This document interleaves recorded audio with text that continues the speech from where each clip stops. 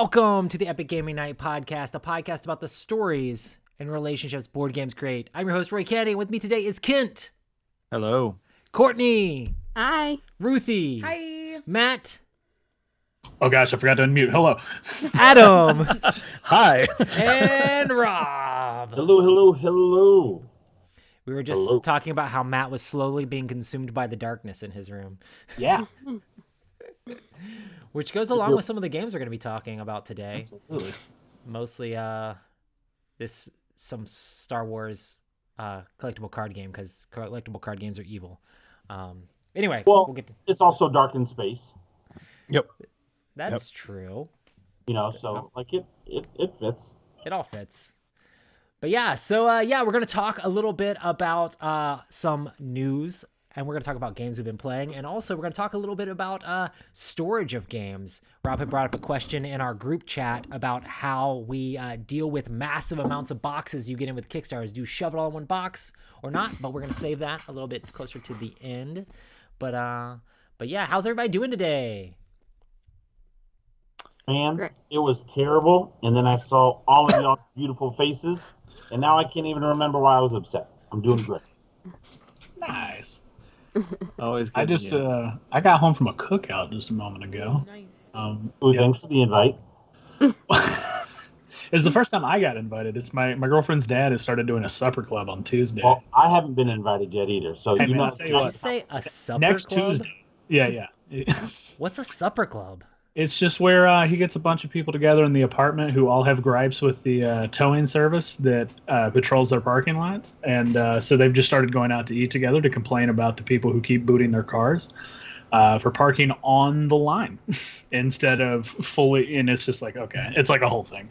But It's a very specific complaint. Is there a hack? But Is they there a they hacksaw involved? fully. I don't even know. They were talking about some of it today, and I was like, okay, this is starting to get a little out of hand, because it was like it was escalating a bit, and I was like, here we go. It's gonna be a good time. Josh in chat says, does Roy know if he wants us to store Last Light vertical or horizontal in the box? No, it needs to be on your table at all times. Never in the box. Always. I'm on the leaving table. mine set up. You just throw the box away, I guess. Yeah, just you play with your friends. You kick those friends out, invite more friends over, and play with those friends. And then kick those friends out, invite more people over. Yeah. And then send other people away with other copies of the games. Or at least one planet. Each friend gets a planet when they leave. They're not edible, I promise, even though they look like they are. Just I don't glue know. all the planets to the board, and then punch a small hole at the top of the board, and then set it up on your wall. Ooh, that sounds cool. Like crocodile style. Yeah, That yeah. round board. Yeah, hey. I'm so much of a nerd, I printed out a whole bunch of the alien factions, and they're like in my stairwell, like framed. That's awesome. I'm like a dork. I'm like, I love the way these look. I'm printing them out in gigantic form and putting them in You my know, stairwell. Many people have their children posted up on their stairs, and There's that's like plenty your of that, babies. too. That's like your babies, so Nope, you know not Roy. that fits too. No. understand There's, children. there's, Aliens. there's pictures of the kids there. There's pictures of the kids by the door. And then There's tentacles skateboards on the right here. wall. No, that's Rob's house. That's Rob's house with the tentacles. Anyway, we don't talk about that.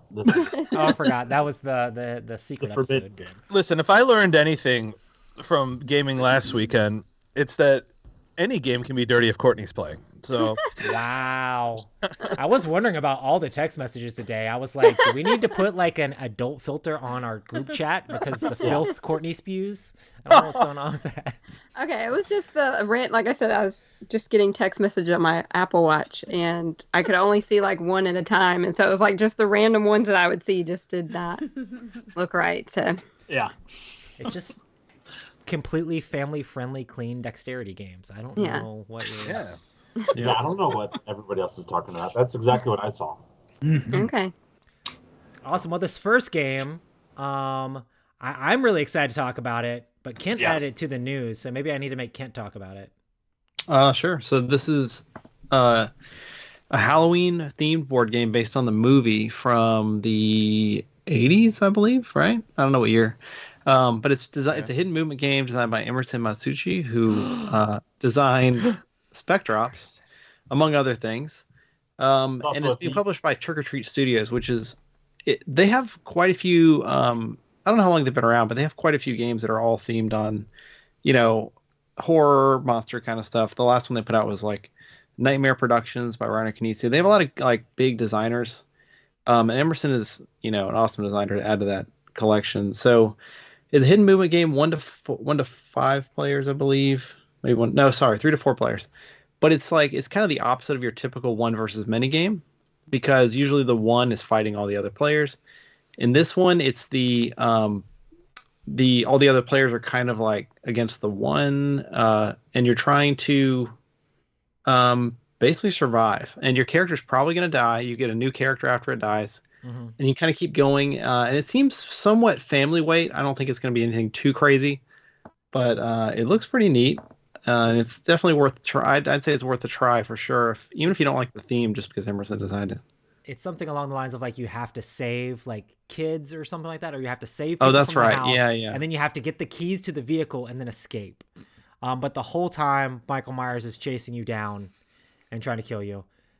Wait. And he's got like teleport tokens or something too, I think. Is Rob where making he, like, faces? always. I was just laughing at something that Kent said. Sorry. I don't know. Yeah. So anyway, it's coming out. He said, guys, it's not like a one versus many game, but it's like this is different because it's many versus one. It's like it was extremely different. Okay, it was They're not comparable at all. It's completely different this way, guys. Instead of the one versus I meant thematically, I think. this time it's Maybe. the many. Yeah. Well, Rob, would you rather run away from one 6-year-old with a pool noodle, or just be chased by 16 6-year-olds with pool noodles? I completely agree with Kent. It's a completely different game when it's the many versus the one. So I get it. I think like he's comparing it to like the Spectre Ops, Yeah, I like think numbers thematically, kind of issue. That's what I meant. It's like So yeah, what I meant it's was not Spectre like Ops. You got the Spectre four Ops, like people. the one- You got the the four one is people that- hiding. Yeah. So you got the people hiding. I think that's the hidden movement, isn't it? Or no, I guess the No, the Spectre bag Ops, is there's hidden. one person hiding and there's a whole bunch of people hunting them down. Yeah. Yeah. But in this one, there's the one person that's hunting is hidden, and Yeah. he's hunting a bunch of Yeah, people that yeah. are running around trying to escape him, but you don't know where he's going to pop out. So it's like the reverse of Spectre Ops, kind of. Exactly. That's what I meant. I think that's what I meant to say. It's not what came out, but that's what I was going for. That's it. Well, if He you tried. Yeah. He tried. There we go. Thanks, Adam. The agent Listen. is hunting, or the agent is hiding in Spectre Ops, and the hunters are seen. Exactly. But in this yeah. one, the hunter is hidden, and the agents are seen. So I like this better when it was designed by Robert Newman and not stolen by Emerson. I do. Oh. And we'll talk about that. Shots because, fired. Is Emerson in chat? We hasn't been- should get Emerson on and like you just Absolutely. like lambast him and be like, remember. Yeah. He's gonna be like, I have no clue what you're talking about, Rob. He's gonna Who be like, are "I don't you? know And you're gonna be what like, I show that much? I even pitched it. Now I didn't do the whole Halloween theme. It started off as Halloween theme, But you I had a even bunch of pitched it bad as, guys, right? As a monster game to Gray Fox, and they were like, "Yeah, we like Roy's idea, so we're gonna talk to Roy." just a note, there were years in between these two incidences. Years. A good many. But yeah, I remember we did talk to Emerson and a couple people about it, and I got a lot of pats on the backs, which makes sense now, Emerson, if you are listening, Oh. because you stole it. Because that's fine. We You should know, just Photoshop like just send a me a co-design credit on here for Rob. Just, Yeah, I think we should. I just wanna Clearly, click his on- success has gone to his head. He's disrespecting you. That's exactly how disrespectful. Yeah. Also, Emerson, if you're listening to I- this, text us and make fun of us. It's fine. Yeah, get back in chat, Emerson. I miss you. Aw. So pre-orders are out now. It's gonna ship around August 1st. So And Where all would you things go aside, for that? Emerson makes amazing games, so I'm super Yeah, excited. about 100%. this. He really does. If this could have like Fury of Dracula vibes, but play in under 2 hours, like that would be awesome. I love Fury of Dracula. It's just kind of a pain to play it. When I was reading the thing earlier and Ken put it up, that's what kind of hit me in the head. I was like, ooh, if this could be like that Spectre Ops tightness, but that Fury of Dracula kind of, Like- I'm afraid to go to the space because the Dracula might be there. Like Emerson's designs are like he's a master of having just like streamlined games that do what they're supposed to do. You know, Yeah, they're very tight. There's Yeah. so many games out there that are just bloated with so much stuff that like, I mean, I've credited him multiple times being like, Emerson is kind of like my mentor or like role model when it comes to game design stuff. And I've had people come up to me and be like, oh, how is your game so like streamlined or whatever? I'm like, I started that way. You know why? Because I'm trying to be cool like Emerson, you know? Yeah. Because it's like, you don't need all the fluff. Just get to the point, you know? Make it easy for people to play. And I'm excited that his games are like that. And I'm excited to see how this one comes out. He really is.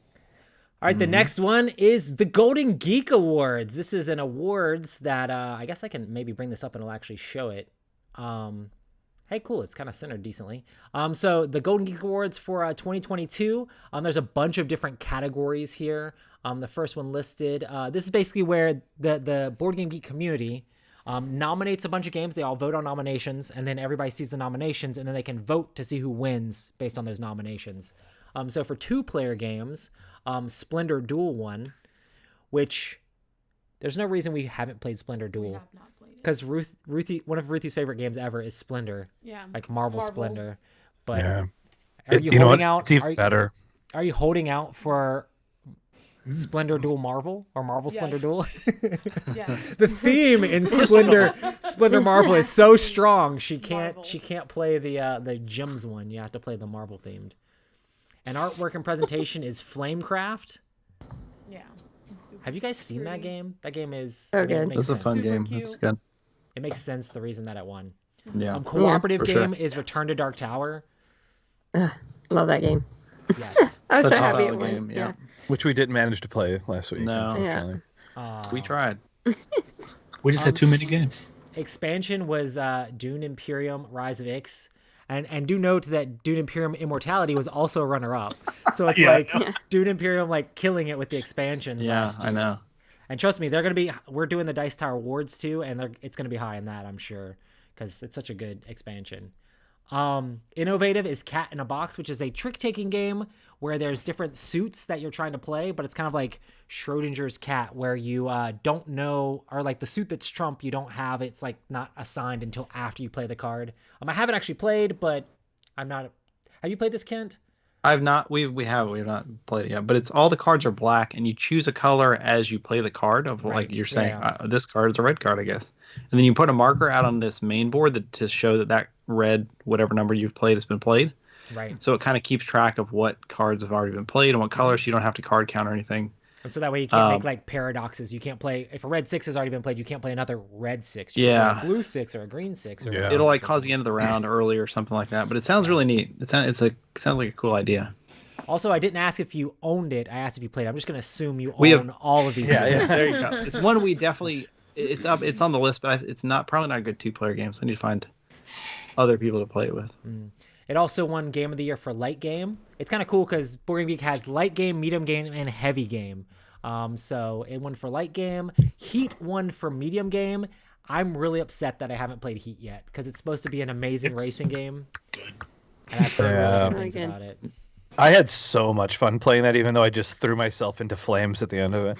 Oh yeah, Me and Matt. spinning out the Suicide. final turn, Suicide. slipping right off the board. Each time. Yeah, Carnegie definitely. won Eurogame, aka Heavy Game. Rob played it. I haven't. Rob, you played Carnegie? I doubt it. No. Is the theme interesting though, Rob? No, It's definitely beige. I think the box is beige for that one. the box looks as boring as the main. Look at the main board though. The main board. Yeah. You can't deny that main board looks good. have to Go look at that like- main Oh, board. to, like, look at the because main he board. forgot where he lived, Here's the and the main board. game is trying to find his house. I see a lot of So, beige. guy, it's a huge Beige house. here, beige here, beige here. Like, it's all beige. Kind of looks like a map. Fine. Euro. It I'm definitely is a trying Euro to game. pre-order a good game right now. That Emerson Matsuuchi good game. Do it. Do it. I'm trying to do right now. Party game was Ready Set Bet. Me and Ruthie have played Ready Set Bet. Oh. It's so flipping good. I tried to Yeah. buy it like 5 times since Cabin Con. Man, look, that's It's stressful sometimes, and sometimes it's just like math the game, but Yeah. it can be fun. The app I works Put really that on well. Yeah, the screen with the app. The app is great. Oh, nice. Yeah, I haven't The played app with the is app. Fantastic. Yeah, I would recommend the turn it app. into real Yeah. life gambling. The app makes it like an event. Mhm. We were having a Oh, great yeah. time. Everyone stood up and played it, and like I put it in as I my don't think anyone. the game that I played. Oh, you did. Well, Yeah. Let Matt, I didn't see that. We'll let Matt talk about it. The game was the bomb, though. And solo game was Turing Machine. Have you guys seen Turing Machine? That game is Crazy. like, it's a deduction game with math, but the thing is, like, it has all these hole punch cards that you check to see if things work, and just like, it's not a game that I would play a lot, but like, it's one of those games I just look at it and I'm like, huh, that's amazing, you know? Like, I just marvel at the design behind it, because like you line these cards up with all these holes in these little cards to see if answers are correct. And it's just crazy how it works. I'm sure they used a computer to make it work, but still, it's still insane. And the grid of checks and X's is like, there's so many on each card, so it's Right. like almost unlimited replayability if you use the online, like an online code puzzle generator or something. That's It's awesome. insane. Yeah. Heat won thematic as well, which is awesome. Undaunted won war game. Undaunted is like a deck building war game, which a lot of people really enjoy. All the Undaunted stuff. And then best podcast is This Game Is Broken. Our friends at This Game Is Broken, we have a bunch of people that are cool there. It's kind of cool because a bunch of the This Game Is Broken guys like kind of split off and do like their own channel as well. So it's kind of cool to see their collaborative effort worked. I blame Dan Hughes, even though he says that it died 5 years ago. That's one of my favorite podcasts. I really like that. It's because they're not safe for work sometimes. Is that what it is, Courtney? No, Is that what no, it it's is? just they're funny. I think it's funny. All the people on there are great. They're such nice people yeah. too. Yeah. The filth. No, I'm just kidding. For Courtney, it's always the filth. And best board game app is Everdale, which was made by Direwolf Digital, and they kill it. Like Direwolf has best expansion and Dune Imperium and all that stuff, but then they're also making amazing apps at the same time. It's crazy what that company does. Anyway, I got to go back to wherever I was at the slides. There we go. And that's the Board Game Geek Awards. The next one, we know barely anything about. Also, this is too big to be in the middle of the thing here. Anyway, Star Wars Unlimited was announced today. Fantasy Flight is making a new collectible Star Wars game. And it's kind of in the vein of, like, I guess, other collectible games. They had Destinies before, right? Their dice collectible game. Yeah. This isn't, and they also stated very specifically, this is not an LCG.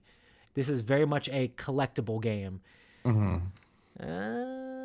I like Final Fantasy's card games, but also I thought their Fantasy model was Flight? LCG. Yeah, it's Fantasy Flight. Sorry, Yeah. I said Final Fantasy. It's crazy. They didn't really release much about the game at all. Yeah, we just read saying through it. They didn't really give a whole lot of There's no how details. it works or any detail. They're Yeah. like, you're gonna have Star Wars characters and Star Wars vehicles and Star Wars planets. And they did. They mentioned they're going to have different art or unique cards that are going to be very collectible. So, exclusive things. Sounds like you're going to be one to. So is this like At a least- Magic the Gathering type? Yeah. Yeah, Yeah, they're they're trying to the like three- compete with Lorcana and Pokemon and Magic and like. 3 sets per year. So it sounds like. I would be excited about this if they said this is a cooperative, like LCG for Star Wars. Like, now you get to play the Star Wars characters and go up against Jabba the Hutt and the Empire and things like that. Nope. Yeah. Well, I I don't don't think so. I don't know that I want to buy a battler at this point with that kind of monetary investment, man. I'll be interested in playing the starter decks, but I'm definitely not like collecting stuff. So What if FFG swatted somebody's house just like Wizards of the Coast just did? You weren't supposed to see that new Mandalorian pack for like season that 5. was crazy. Yeah. Apparently, they accidentally sent out Magic the Gathering cards to like, was it a streamer or a YouTuber or somebody? Yeah. They Send you sent that on out TikTok? cards to his. Yeah. You sent that to me. Wow. I'm the one that told you about that. Anyway, Ruthie spoiled that news for me. Tell me and more then- about the things I've taught you, Roy. Well, sometimes that happens. But you sent me that angry guy yelling about it, and I'm like, it was so Oh, confusing to Pearl. me. I don't know if you guys follow him on TikTok. Pearl, I think it's Pearlmania 500 Oh, or yeah, something yeah. like that. Yeah. He just Yeah. screams a lot. But yeah. But anyway, there's not a whole lot of news about this. 3 sets per year. Yeah. I feel That's like terrifying. Destinies and like Netrunner. There seems like there's a lot of stuff that like in the CCG space that like Fantasy Flight kind of just like let die pretty hard. All of their cooperative stuff has never gone away. So Lord of the Rings is still going. Yep. Arkham Horror is still going, and Marvel Champions is still going, and they've all lasted multiple years. Everything they've had that's been competitive, as far as card games go, has just come and gone. So, and it's kind of funny because they just came out with the Star Wars deck building game, so I thought that was the avenue they were going with Star Wars card games. And I would get an expansion for that, easy, you know. And I really enjoyed that, but I don't know about it. Champion rather than a Marvel champion, but a Star Wars champion. Yeah, I would play that all day long. Oh, totally. That would be awesome. But, but it's collectible, so hey. You know why it's not going to work out? Because it wasn't my idea. That horror game. But yeah, I'm telling you, you should start like charging people for ideas, Rob. Right, I should. I mean, it paid off for Emerson, so. All right, this next one. I'm not as into Terraforming Mars as you guys are, but so somebody talk about Prelude. Can't. I mean, sure. Matt, have you looked at this at all? I've only just seen it, but I mean, like the first Prelude is like widely regarded as one of the best expansions for Terraforming Mars, because of how it makes the game better. So I mean, if it's coming out with more of the same, I don't see why that would be a bad thing. Yeah, I think it is pretty much more the same with Prelude, which is Prelude essentially gives you some starter cards that like kind of ramp your engine up in a certain direction. I think you draft them. It's been a while since I played it, but basically they give you more focus and they make the game a little bit shorter, so you don't have to do like some of that early engine building. It gives you a little jump start. And this one says, though, it said something about cross expansion effects, which I don't know what that means specifically, but there are a lot of expansions for this game already. And I thought I had heard maybe that they were done with expansions, but I guess not.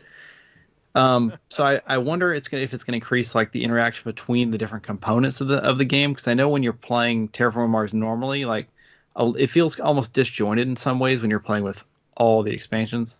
Mm-hmm. So maybe it'll make them kind of meld better together. I don't know if that's what that means, but it's probably just gonna be an auto buy for a lot of people who like Terraforming Mars, I would guess. But it's coming to Kickstarter. Will this fit in the big box that everybody already bought for? I hope so. It sounds also like more just regular cards too, so that, I mean, hopefully there's enough room. Yeah, I mean, the cross expansion effects is like probably the biggest thing for me in this, because it's like, I think most people really didn't like Venus Next. Like, it felt so disjointed from the rest of the game. Oh, yeah. So if they can have something that sort of brings these cards in and makes it tie into other different engines that already exist in the game, like that may widen the usage for some of these expansions that people are just like, I don't really care about playing this. So, I don't know. That's cool. I'll tell you what, the Terraforming Mars, I thought it was okay. It was a little bit heavy for me. Like the theme and stuff got me through it, but after like the first or second round, I got a little bored with it. But man, Planet Unknown, I'd rather play Planet Unknown 1,000,000 times before I'd play Terraforming Mars again. And I know we're talking about Prelude 2, but they need to make a Prelude 1 for Planet Unknown. Or Unknown Planet. They do. That was a lot of fun. Call it Lazy Susan 2. Any space game with a rotating board of any sort is great. Absolutely. I love it. I love it. Them's hard facts. Like the little arrows where like you put to make sure you knew which area to draw from. And then like the whole, like you're playing like Block Us basically, where you're trying to like fit all the stuff around your planet. Yeah. Oh my gosh, this was Tetris, which was great because just a couple weeks ago I watched the Tetris movie. I was into it. I thought it was fantastic. But yay, Terraforming Mars. I'm sorry. That's awesome. Well, continuing the space theme, I don't know why we would have a podcast with a space background. We talk about a bunch of space games all day. But Ascending Empires is a 4X dexterity game that's not as dirty as some of our text might imply. It looks really cool. This was not on my radar at all until y'all were texting about it, and I was like, wait a second, this is $130 of flicking that I need. So Roy, you said you played the original version? I played the original version of this. So the original version of this came out from Z-Man Games. I played it at probably like an International Tabletop Day or like just some meetup group in Winston-Salem at some point. But the original version had like a puzzle board that didn't fit together fully well. And it was kind of hard because you couldn't like put anything over it because there are like holes that discs, like the planet discs, would actually have to slot into those. And sometimes when you would hit the sides of those, the disc wouldn't flick right, or they get stuck where they really shouldn't. This version is redoing the game, and it's going to have a neoprene mat that you're going to be flicking on. And it was very much a game of like, you have your ships and you're trying to colonize that planet. So you have to flick your ship like into orbit, like the area around the planet, to be able to go colonize it. And they're trying to take over different planets and get different stuff. You also have ships that you're like flicking at your opponent ships and things like that. And you're kind of, I remember there was a lot of like tech and upgrades in this game as well that allow you to do different flicks and like get different stuff. I only played it once, but I do remember enjoying it. And I do remember it's like well regarded as a game. Everybody just always talks about how that puzzle board, like the pieces get stuck on it and it gets warped. So the fact that this is a mat now just helps it out so much more, you know? So you're not going to have that same issue. And it sounds like they've added a bunch of content, including like a solo co-op and just new components, just all sorts of new stuff. Like, so it's more robust. And that cover is like amazing, I think. You know, it looks really good. Yeah, it does. It looks The great. art, the minis, the playmat. I want this so bad. I don't remember it being that complex. It was very much just like flick your guys into orbit, you know? So it's kind of cool. It looks so cool. It looks awesome. Well, they said you can play the original version with like without all that complexity, but you can add in the new stuff too, to make it the more robust game if you choose. That's awesome. And it looks really nice for a WizKids game, especially. It looks really cool. Yeah, that was what was surprising me, was that it was from WizKids, and then also that the MSRP was that high, given that it's from WizKids. But Yeah, Right. even the tech boards, like the tableaus for each player, look like they're dual layer, like they're dual layer corrugated like material, you know. that's crazy. Which is I'm super happy people are doing that now, because there's nothing worse. Once you've played with a tray or dual layer board, is nothing worse than having your little cardboard your little wooden chits and stuff, or plastic chits fall off all over the place. It looks like it. I could be misinterpreting the picture though. So the original version of this was with Z-Man Games. Zev Schlesinger was the owner of Z-Man Games. It got sold to Philosophia, then sold to Asmodee, and then Zev wasn't with them anymore. But Zev now runs like the board game department at WizKids, and that's why this game is with them, because I'm sure Zev pulled it over to WizKids. So that's why WizKids is now doing it. Right. Yeah. Yeah. So That's awesome. but yeah, so yeah, that's the news. I'm excited to play Ascending Empires. Cool. I guess we can get into what we've been playing. We're gonna start with Adam. All right. Cabin Con Pictures. Yes, Cabin Con Pictures. Or what's up here? I forgot what game I put in here first. So I have to look at it. Oh, It's the plant one. so I did. I put this in here because it's Earth. Is it It's Earth? Everyone's waiting for a dirty tree joke. Listen. The trees in this game are filthy. It's an NC-17 game. All right, so I'm just gonna leave it at that. We don't need to discuss it in depth. I wanna everyone's integrity to maintain its current pristine level. Courtney. Anyway, I like this game a lot, like a whole lot. As far as like kind of just a quick, really light theme, middleweight engine builder, I loved the hell out of this game. I didn't think I would like it as much as I did. Like having seen it a little bit, I was like, I'm interested. But it's got like those wingspan combos, but like we only played it once, but you can see the path where the combos can just get even sillier than like a wingspan combo does as you start to activate your abilities. I think at the end of it, Dustin ran away with the game, and it was just ridiculous. Like some of the multipliers. That was your first mistake. Yeah, well, you weren't going to be there, so we're going to get. Who's going to beat us in games? No, I'm kidding. We're going to get Roy's childhood friend to make up for Roy not being there. That's basically it. Yeah, that's pretty much what we did.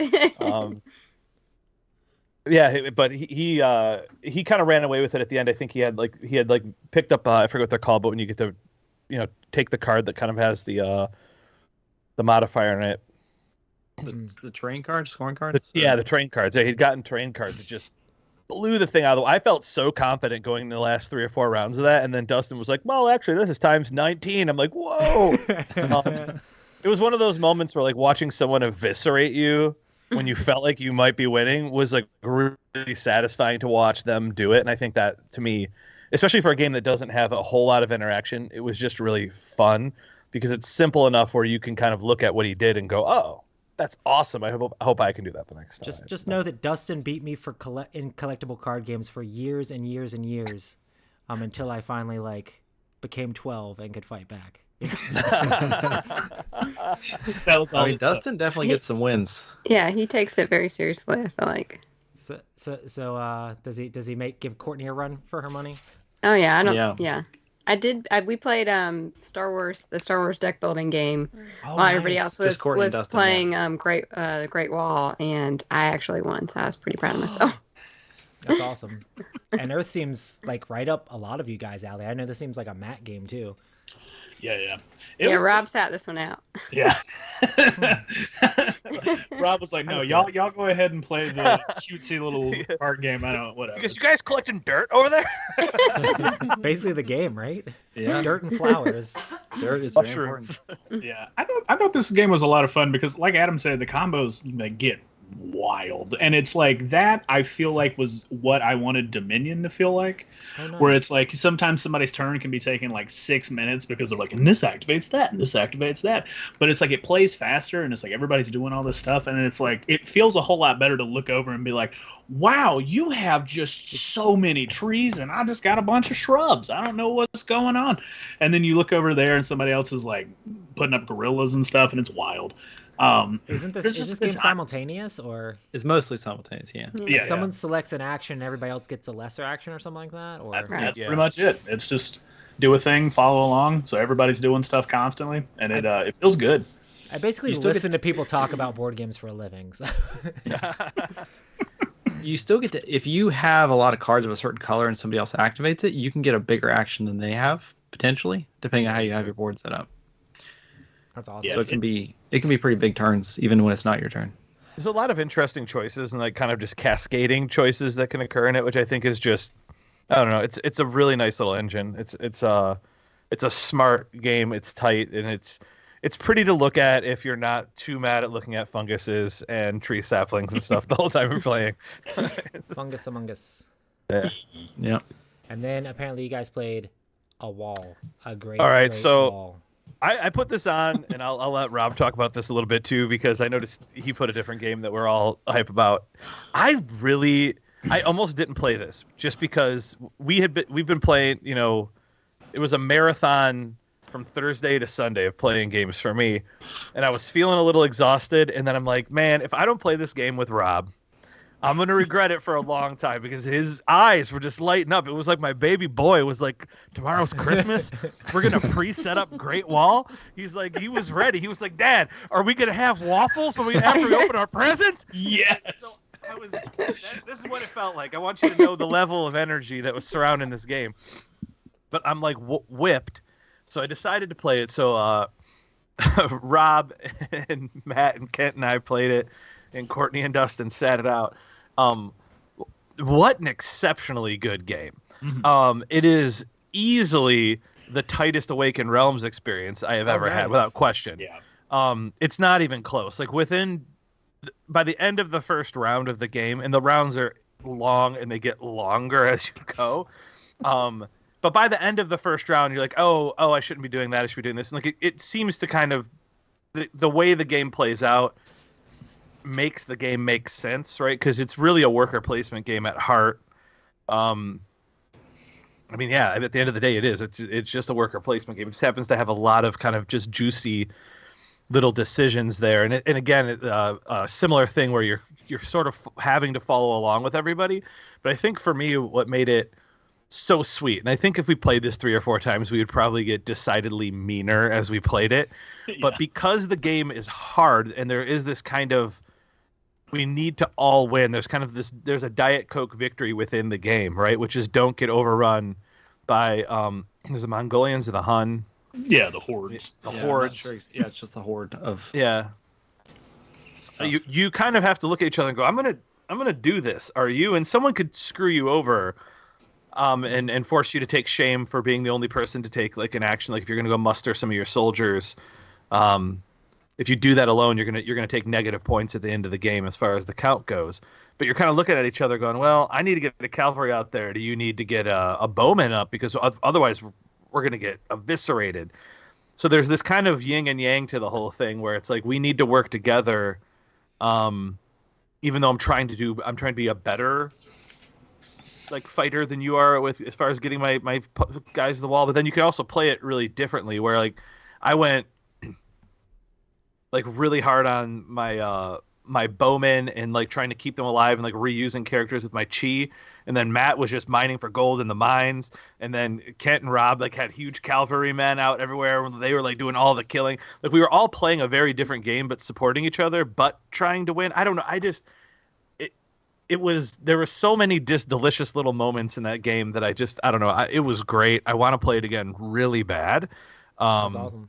Yeah, I can't say enough about it. Do you think it's a game that like the rules will stick in your head at least a little bit? Because that's my problem with Awakened Realms games most of the time is like I forget them as soon as I'm done playing with them half the time. I mean, Kent had printed out this this rules reference. I don't know if where that came from, BGG or something. Yeah, that's a BGG thing, I think. If you have that, it's gonna. Yeah, I think if I had that, that's huge. That's awesome. I could probably do it. You'd probably want to read them again. I mean, it's not an uncomplicated game, but compared to all the rest, all of the other Awakened Realms games, it's just tremendously easier to pick up and run with. And it's a good game. I mean, it was a genuinely fun time. Like we were hollering. I was worn out though by the end of it, man. It was an emotionally draining game. That's when I went for the walk. Yeah. I had to go for a walk afterwards. Like I need to get out of the house.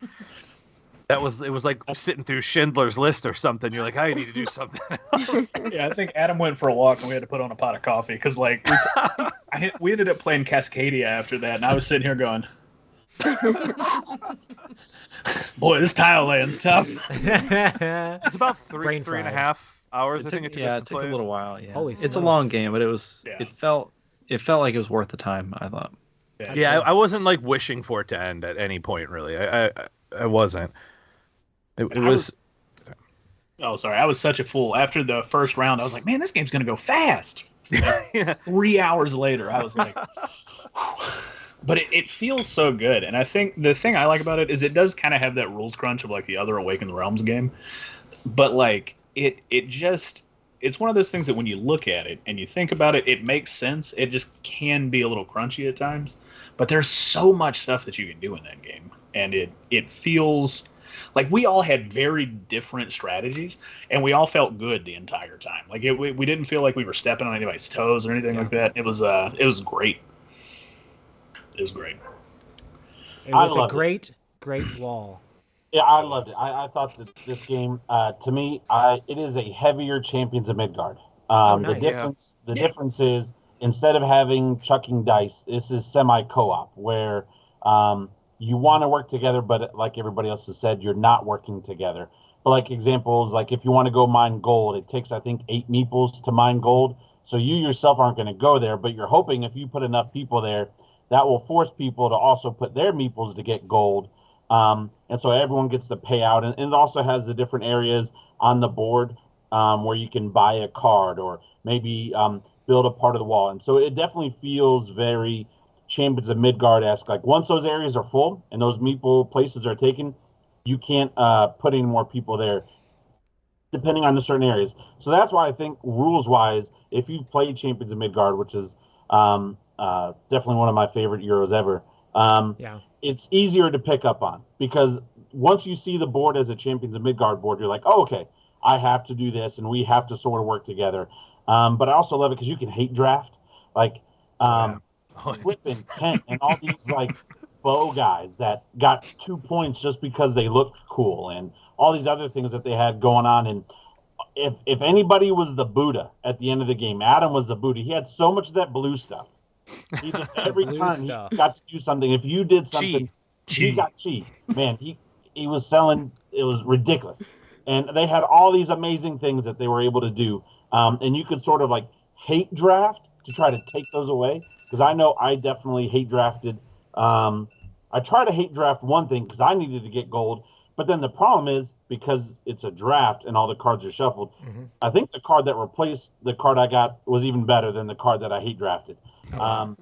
but it's one of those games where it seems like a long game, but like Earth and stuff, you are also taking turns while other people are taking turns. So it's not so overwhelming where it's like, okay, I can walk away for 30 minutes or 45 minutes to my next turn. No, you're doing stuff while everybody else is doing stuff as well. Yeah, you're really vested in other players' turns. I would say that's a very notable thing. You have to be paying attention to what the other people are doing. It's not passive. No, it's definitely not passive. And there's also a spot where like you can vote to kind of change up the order of who goes. I got lucky. I got to go first a lot in the beginning of the game because nobody was doing that. And all of a sudden, Ken, at the very end of the game, changed up the order, which then changed up the cards and changed up certain scorings, and he was able to do stuff. And so it's a lot of fun. Roy, I think you'd like it, but it is a heavier, longer game, but it didn't feel like everybody's saying. I didn't feel when I got done like crap. That was just too long. Because sometimes you play a game and you're like, that would be better an hour or two less. Yeah. I think if we played again, we could probably get it done in 2.5 hours. Because the first round, all of us made mistakes. Every single one of us. Like even some of like the attack cards, we were like, crap, I thought I could play the card this way, or I thought I could do it this way. They also have shame in there if you don't do certain things, or because I got shamed a couple times. I didn't have people on the walls, and if you're not helping fighting, then you'd get shame and other stuff like that. It's a lot like Champions of Midgard then. Yeah. And it also has this cool mechanic where if you're building resources, you can donate resources to the pool to help everybody collectively build a wall. And still get a point for that. Well, you're getting a point, but then if the person on their turn goes and builds a wall, they get 10 points. So it's like, if I really want to help, and put resources toward this, but we have to because we need so many points. And it's a lot of fun. It's definitely the cleanest and smoothest Awakened Realms game. I need to play this a couple more times, and I think after I do, it'll probably surpass Champions of Midgard for me. Wow. That's great. Just because I love the co-op. It's really good. Yeah, it's a lot of fun. Champions is a lot of fun, and I love the dice chucking of Champions. But Champions is it's a solo game, and I'm just competing against myself and against everybody else to get the most points. Where this one, Roy, it's a lot more interactive. Like, I really need you to come over here, man. Let's just go ahead and mine some wood. Let's get some coal. Yeah. Cool. I'll help you. Help me, type of thing. And imagine if you had extra resources and you put some wood down at the ship dock at Champions, but then anybody might be able to use it depending on the turn order. It's kind of got that built in where it's like, oh, I left some of my wood and gold over here, but then you might jump on it, get the biggest ship, and then go slay the biggest monster in the sea. And it literally has that phase. Yeah. Where if I use that gold to build a wall and get my archer up on the wall, they may actually end up getting more points than you. But you kind of aren't mad if you were going to get overrun if they didn't and you couldn't get somebody up there. So the decisions are just like it is very heavy Champions of Midgard heavy in a lot of ways. I'm with Rob. I don't know. I love worker placement games, and I loved it. I really loved it a lot. I've been thinking about it. Great. The board is great. The artwork is great. The cards and the generals and the different options that you have. Nice. I'm glad I backed it. Yep. I will say Kent and I played it. Kent wanted to play it before Cabin Con, so he would kind of know how to teach it and how to play it and stuff. So we played it just 2-player, and and that's why I was passed on the 5-player game, because I was like, this is enough. This is a game I can play once a year and just be okay with it. It's very different at 2. There's a dummy player, and there's not a whole lot of cooperation. I would say I would try to talk to Kent and be like, okay, I want to try to do this. What are you going to try to do? And he would just look at me like I'm not telling you. So, it was more like, I'm going to screw you over every chance I get. So it was definitely more cutthroat at 2, I think. Or maybe it was just because it was 2 of us playing, so I don't know. I think that hurt it for me, but, so it was for me. There. It felt a little too long for that type of game for me. But I could appreciate how good it was. It also does have a pure co-op mode that I can There's I would like to try that, because there's definitely a vibe at moments when we would defeat a horde that looked really big or that had wiped one of our wall sections previously, and there's high five type moments when you're beating them even though you're playing competitively. It's just. Yeah, it would be interesting to see it as a co-op. It's it seems like it could be difficult enough to make that satisfying. Mm-hmm. Yeah. Nice. And I'll say I love the generals. You get a general that's pretty asymmetric. You get 2 to choose from, and that really sets like how you're going to play. So that's a really cool aspect. And the your advisor cards are cards that like boost your general's powers. You can either use the advisors face up for like some really cool ability, like an ongoing thing, or you can tuck them underneath your general, which is kind of like a hate draft thing, but it powers your general's ability up. So it's pretty neat in how that works too, because that really defines your whole game essentially. Awesome. Well, the next game is Ruthie's game for the day. Yeah, so we played Thunder Road, and Yes. I really liked it. Any game that I get to attack Roy in, What? I'm a fan of, even though I lost. But still, so as Roy was explaining the game, I'm like, is this? It has Mad Max vibes, Yeah. and it was so much fun because you have 3 cars, small, medium, and large, and a chopper, and you have like this track that you're trying to, race to get to the finish line, but you're ramming into each other constantly, and it was so much fun. I really liked it. But yeah. Yeah, it's pretty simple. Like you roll dice. Yeah. It's basically a roll and move game, which is kind of funny. Yeah. Rob, did you played the old Thunder Road with me forever ago? And Yes, this sir. is basically Restoration's remake of that. And they stayed pretty true to the vibe of the old Thunder Road. One of the coolest things about it is like once you go off like to the edge of the board and someone has to go to a new board, you take the old board away from the back and you thought put a it new was board in cool. the front. Also, if you have cars that are still on the very last board, they just die. Yep. And it's a really cool game because like cars are just blowing up constantly in this Yeah. game. And there's like a little chopper that you get to put behind Yeah. your opponent's car, and I'm like, blow it up. That was my favorite part. It looks amazing. Like this, I definitely want to get this. It's so much fun. Yeah, This is- and this is- Restoration Games has been killing it with their. They do remakes. such a good job. Yeah.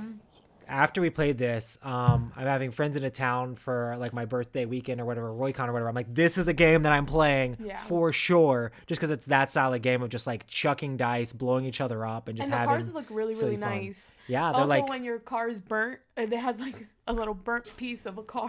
yeah, you can put these was like, little "What? debris This is tokens in the awesome." way, and then it's kind of interesting because there's like tons and tons of modules you can add into this game. We played with like this super deluxe version that had where your cars can go on fire and there's like a fire die, which you would think would be bad, but technically makes your car faster Right. until they explode when you roll the wrong thing. Yeah. That's awesome. And there, towards the end, there was a ramp, and that's what made you Oh yeah. cross the finish line. I was like, dang it.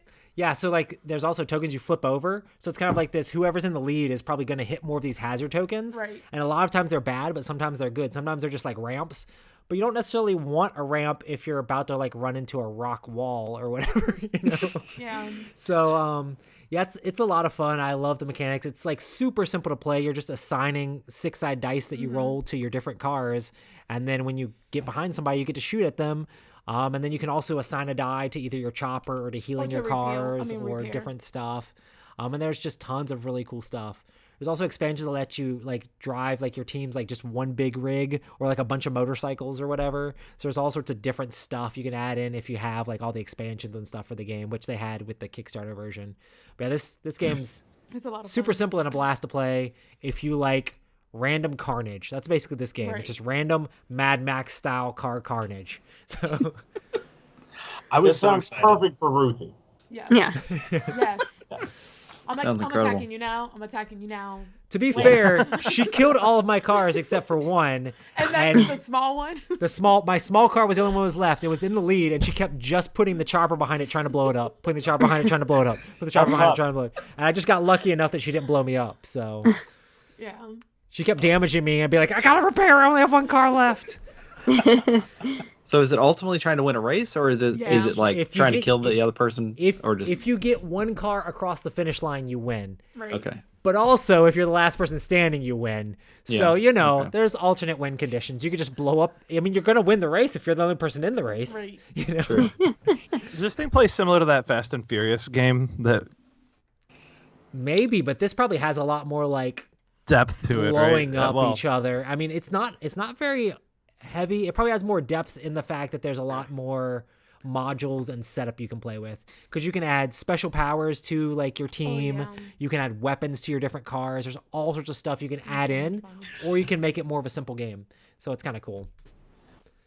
Man, I was unreasonably excited. It was an insta back for me, and when I saw you guys put this in as your games to play, I was like, yes, I cannot wait to hear what you say. Yeah, this is one of those games after playing it, I'm like, I want to own this, you know? And the fact of like, I work beside the game, basically. It's like in the other room whenever I work, and I could borrow it at any time. But it's one of those games, like, this should be in my collection because it's really good. I definitely want to play it with more people. Yeah. So like, I'll have to save. I'll have to save for one of the times you're home, so that way we can play in like a big group of it or whatever, like play 4 players or something.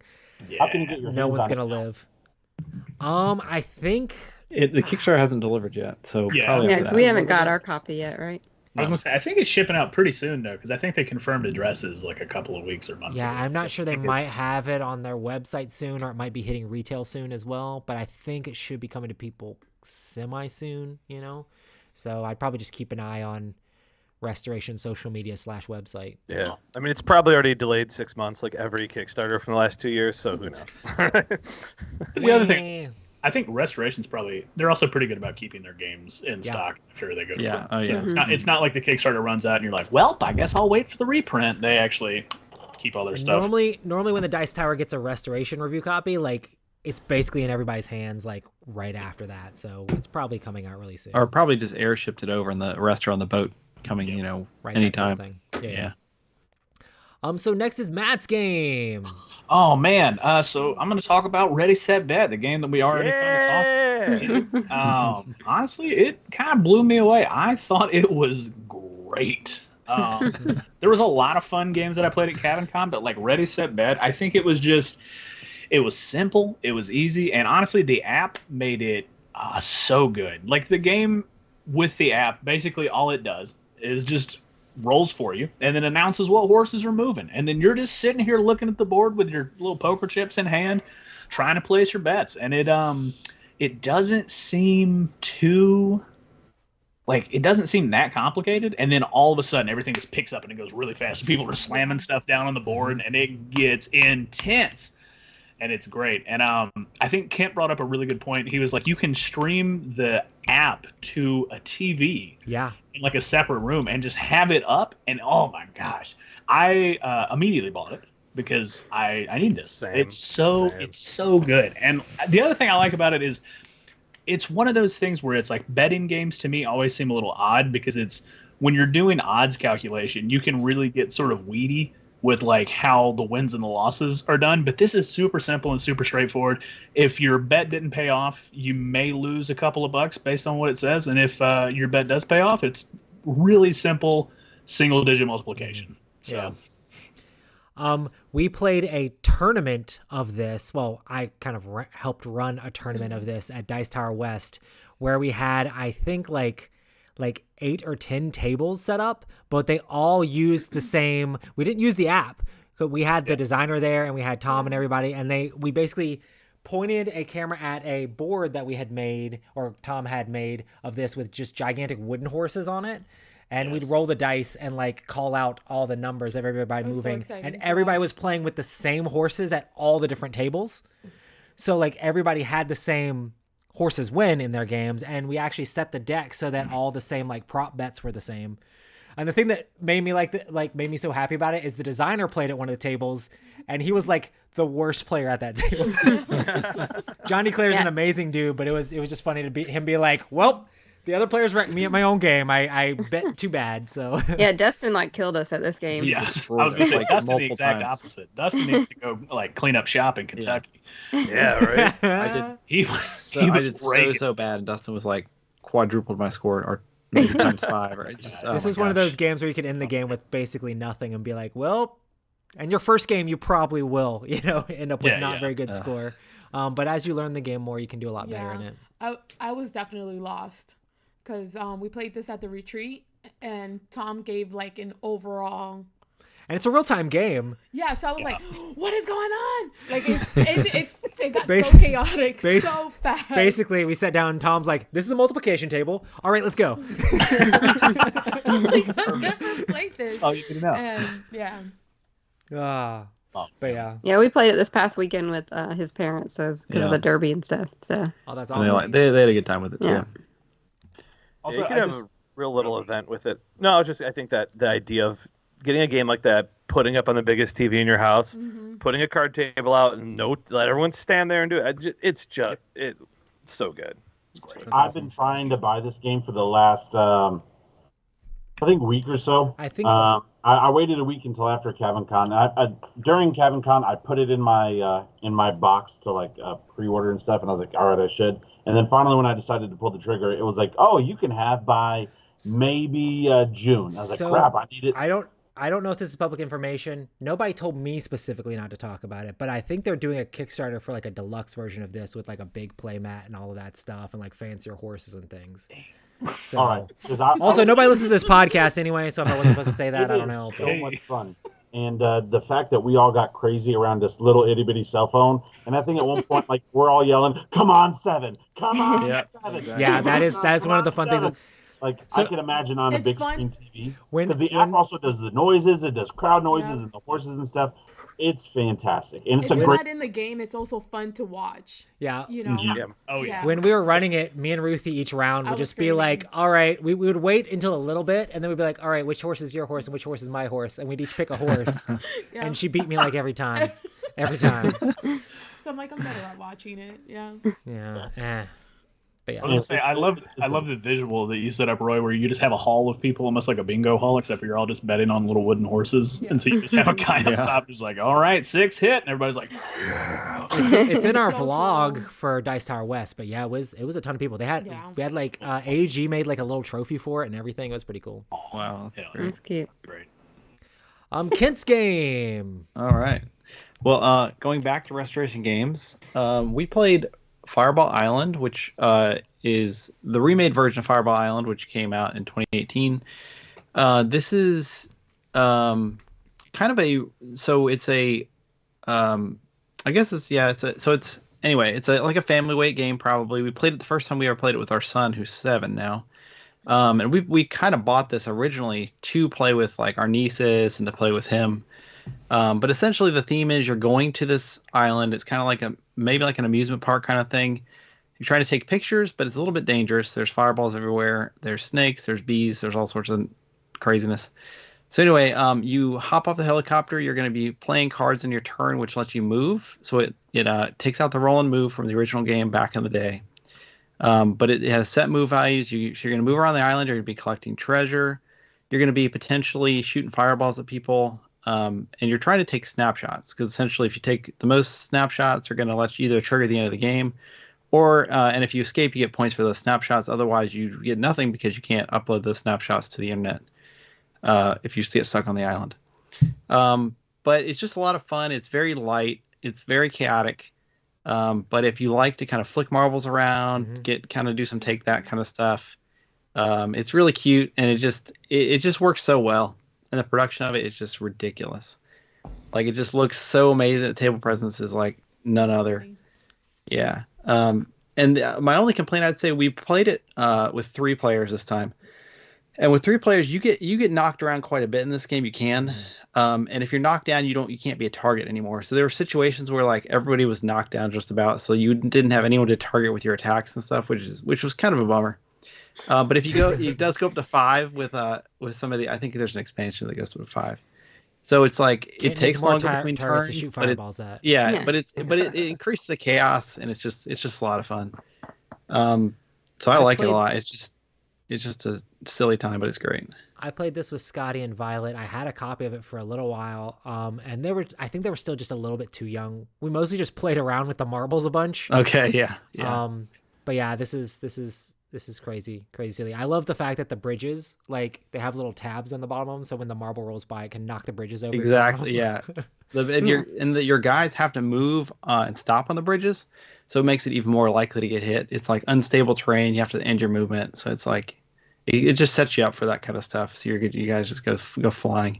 And we played with the bees expansion, which and you put like I think it's 10 bees into this little bucket, and you like dump little it. Yellow marbles. Yeah, and you dump it into the Volcar, and it's just chaos, and it just goes everywhere. And There's so many little expansions for this too, isn't there? Like jumping spiders and all sorts of craziness. Yeah, we did. Yeah, we didn't play with the spiders, but we played with the tiger, which is like a little flicking tiger you get from like a gumball machine. You know, like one of those. I see him down in the bottom. Yeah, That's so there's awesome. that tiger. There's snakes we played with, which are that's actually super fiddly. They're like these little tiny marbles, but if you get touched by a snake, it either knocks you down, or if you're touching a snake after the marbles roll, it like makes you confused, so you have to play the top card of the deck instead of choosing a card to play from your hand, which is kind of fun. So it like poisons you. Yeah, exactly. And then the bees, like kind of when you get stung by a bee, it cuts your movement in half. It's just silly. It's just silly fun. And it's worth trying out I would say if you have kids or if you want a family weight game that's just got amazing table presence, check it out. Looks like it reminds me of Crash Bandicoot's map. Like, Yeah. Okay. Yeah. Yes. yeah. I could see that. Yeah. Cool. Restoration Games is killing it. They are. amazing. They are. And, Love Downforce. mm-hmm. Super excited for the Dark Tower. Unmatched Fireball is and nothing but amazing. Yeah. Oh my goodness. Like they are. And Thunder Road that you guys were just talking about. Mhm. I mean, come on. They are doing such a good job right now. And the thing I love is the fact that like Justin Jacobson, he's been on the podcast before, and like in all of his like Kickstarters, he keeps like putting his title as like the board game necromancer, which he got from this show. Because we called him the board game necromancer on this show, so it's kind of cool. I remember that. Bro, if you want to jump on this lawsuit train, I get Emerson. No, I'll go Listen. in with you. We can do it. Justin's great. Like he literally helped me with my game contract with So is Last Emerson, Light but let's stuff. get that money. Yeah, double down. I'm pretty sure he's friends with Emerson too, so I don't know about that. But yeah, Rob, it's your turn to talk about your game. Okay, so I have a bad problem with the game I'm going to talk about. I want to love it. I want to love it so bad. And if I play this game one more time, I've only played it once. If I play this game one more time and I have a similar or greater experience than what I had, this will surpass Game of Thrones for me. Oh, And Game of wow. Thrones, this game was absolutely phenomenal. And it was fast. It was myself, Adam, and Matt playing. And Matt was teaching us the rules. I don't know if Matt had played before, but I know it was my first time playing, and I also believe Adam's first time playing. And learning the rules, setting everything up, we got the game done in an hour. And it was so smooth, and it was so much fun. So basically, speaking of Game of Thrones, War of Whispers is you are basically Littlefinger or the Spider. And you are invested in you getting your amount of points, but you really don't care for a kingdom in particular unless you, which I'll let me backtrack for a second. A War of Whispers is a game where there are 5 different kingdoms out on the board, different colors, red, yellow, blue, green, and brown. No. No, it's not. It's not real time. A lot of simo action in this too, though. But yes, there is a lot of simultaneous action, and what happens is you get a separate player board from everybody else, and you get your 5 chips, and 1 chip represents each kingdom, and you're going to shuffle the chips in your hand. You're going to put them face down so nobody else can see your chips, and you're going to put them face down in the order. And on your player board, you have a ×4, ×2, ×1, ×0, and -2 points. And what you want to do is you really want your first 3 to hit hard. Your ×4, your ×2, and your ×1. And so let's say, for example, my ×4 was the Green Empire. My ×2 was the Red Empire. My yellow was ×1, I think. And then I had brown and blue, or blue and brown, right? So I really wanted to have red and green do really well in the game. And one of the things that you do in the game is you are not simultaneously, but you are taking actions where everyone is going to place down a piece on the board off of one of the different colors, off of one of those different kingdoms, of what you want to do for that kingdom during that turn. And what's going to happen is every round, and I believe there's only like 4, maybe 5 rounds. I believe there's only 4. But after the end of every round, by each round, you're going to put 2 on there. So the very first round, you put two pieces on there, right? But at the end of the first round, you're going to take 1 piece off, and then round 2, you're going to put 2 more on there. So one of the turns that you chose in round 1 is going to be on there potentially the rest of the game. And so that means for that faction, you're going to constantly be building on what you want to do with that faction with that turn. And so you're constantly manipulating and moving things around. And one of the things you can do with your faction is you can move an army, you can attack, you can call more bannermen out there, you can draw cards, or you can sabotage somebody else and move your man to a different spot on that faction's turn order board if it helps you. Also, on the turn order board, I believe there's like five, maybe six, but definitely 5 different moves that you can take. And so at the beginning, nobody was really focusing on Brown. I think all of us had Brown as like our last one, our -2. And so just for giggles, I was putting my guys out on Brown.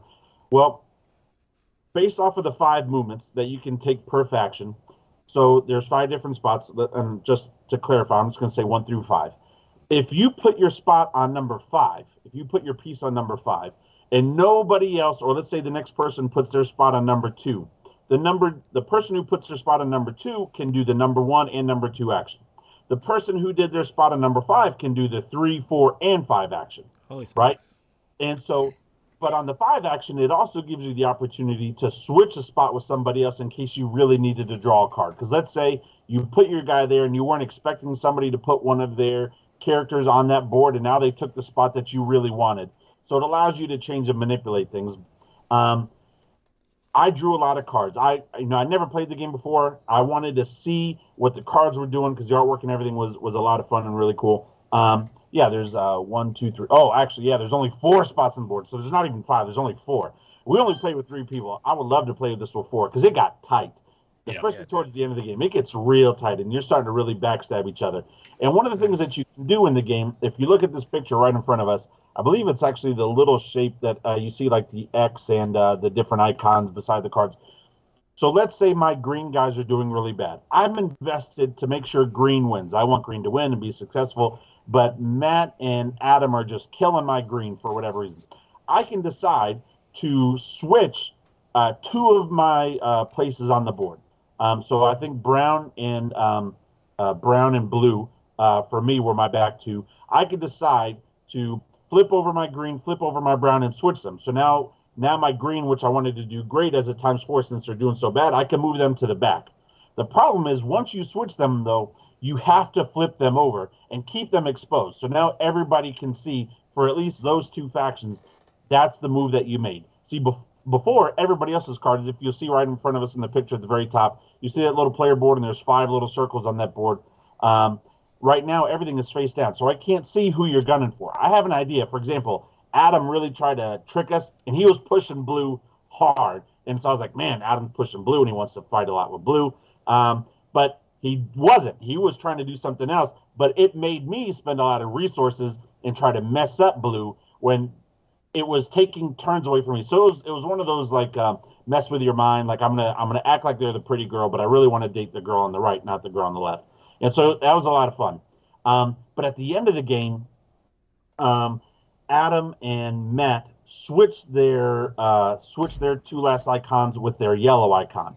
And this was so much fun. Within 1 round, you'll see all the yellow banners on the board there. Within 1 round, we put all of the yellow banners onto the board. And by the end of the round, pretty much all of them were killed and destroyed. Because I knew it was like, okay, well, they put their yellow, I think, at the ×2. It might have been ×1 or ×2, but they were going to score a lot of points. Yellow was doing really good. And I was like, bro, I'm not about to have yellow come back and score really well. And I got all these cards. And some of the cards are ruthless. Some of the cards, in fact, that's how all the yellow banners came out, because I played this yellow card. I don't see any brown on the board. We wrecked brown. Well, about that. Yeah, this was towards the end of the game. We you keep talking about brown. There is no brown. I'm just saying there's no brown. Yeah, we ended up wrecking brown because all of us had brown towards the back. But brown, I'll tell you this, though. They had some of the favorite cards. I loved Brown's cards. What can Brown do for you? Their cards were all about getting stuff on the board and moving stuff. For example, at one point, I played a Brown card that said you can put 3 banners in up to any spot available on the board.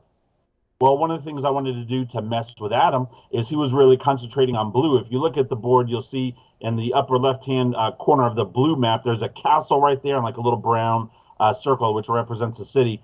and we knew Adam was trying to move guys that way. So I plopped all the brown guys right there because it was empty. It was on the board, and it said, "Yep, anywhere on the board."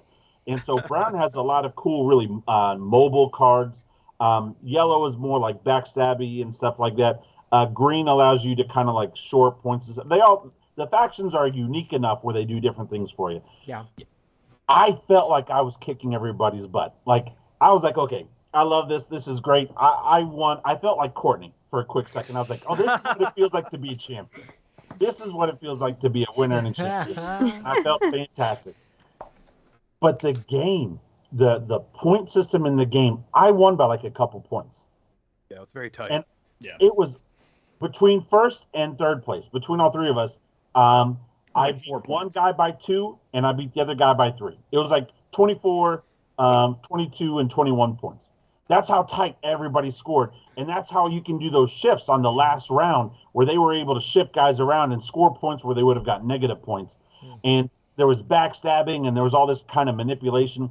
We only played with 3. It only plays up to 4 players. I would love to play with 4 because the board already gets really tight at 3 players. And at 4, it'd be unforgiving because there's really no, like, I'm definitely going to slit your throat while looking at you at a 4-player game. Where a 3-player game, I was kind of like, yeah, I might go there. It was so much fun. I loved how tight it was. I loved how simple it was to learn, but I also loved how quick it was. I love Game of Thrones. The problem is when I try to get Game of Thrones on the board, people don't want to play that big, long, backstabby game because then I've got 3 or 4 hours where somebody's mad at me because I betrayed them in round 1. This game, nobody was mad that I did that thing in round 1 because we were done in an hour. Man, I remember Rex. Poor AJ. What do you mean? Nothing happened in Rex. Yeah, I think Rex is a peaceful game. No, Rex, not for Rex you. you just explore. It's all you do. Yeah, this game was one of those things for me. I think it was how tight the design was that made me really come back to me. I like the theme a lot. It's almost. It I like almost the idea makes that you it wonder. plays that fast. That's pretty cool. That was the thing that blew me away. Is it felt rich? It felt like different things were happening, and the game had pretty big swings, but it happened in a pretty quick play period. Only 4 rounds. We played in an hour. Yeah, it was fantastic. That's awesome. Yeah, it's really. Yeah, it was really good. I definitely want to play it again and get a feel for it. It's a game. I think I agree with Rob. I want to play it more to see if I really like it as much as I felt like I liked it. Because when it was over with, I was like, dang. I think it was the first game we played on Thursday night. It was the Thursday night game. Yeah, it was our Thursday night game. We were just the 3 of us were up there, and it was like, man, we really came out the gate swinging. That was a lot of fun. Like it was so much fun. And we played it late too. Like we got there and we were just talking D&D and just BSing. We were up just hanging out for hours, and then was like, oh, we should play a game before everyone's too tired to play a game. And so we played it pretty late in the night, and we were into it. We had a good time. No, I had traveled that day and everything, and it like had my blood pumping. It was like every turn was meaningful because the game was so tight and concise. And that's why I definitely want to play it again. Was it like a punch drunk love where I was just excited for Cabin Con and I was playing with 2 great guys, or is the game really that good? I feel like the game is that good. I also feel like the game is that good because of the company that I played with. Like if I were to play this with random people, I don't know if it'd be as fun because I don't have the relationships with those people. Like it was fun when I was messing with Matt and Adam's yellow guys once they revealed it because I knew them. Like I was like, I don't feel so bad sticking it to them. He played us so hard on that 4th round. Oh, it was I'd love to try because I haven't really heard much. Like I literally haven't ever seen this game before, so that's pretty cool. So I just want to make sure it's as good as we thought it was. But Roy, man, the intensity, and the fact that everyone's taking turns rather quickly, and the way you play stuff, and the way that can be manipulated, and somebody can move it. It was a lot of fun, and it scratches that Game of Thrones, not so much hidden movement because people can see your stuff, but like deception. And yeah, it's a deception type of thing. Like I think they were all on to me that I was going for green because I never mess with green like the entire time. But man, it was just one of those things where you really don't know, and especially that last round with yellow. It completely shifted. Like if they wanted to screw me over and they had the cards, they could easily do it. So you could be doing great and all of a sudden just one big swing. And it's not long. So a lot of fun. Happily surprised that we got to play it, and I definitely want to play again. Yeah, I mean the way the game plays is like if you look at the outside of the board, that's where you're placing your workers. So there's 4 slots for each empire, and each of them is going to get activated each round. So you'll do 20 actions in a round, but it's going to be controlled by different people. And I think the thing that was really interesting about it for me was I didn't care for blue, so it's like I could put a guy in blue and then have blue go just do a very poor battle where like everybody dies, and then it's just like oops. You know?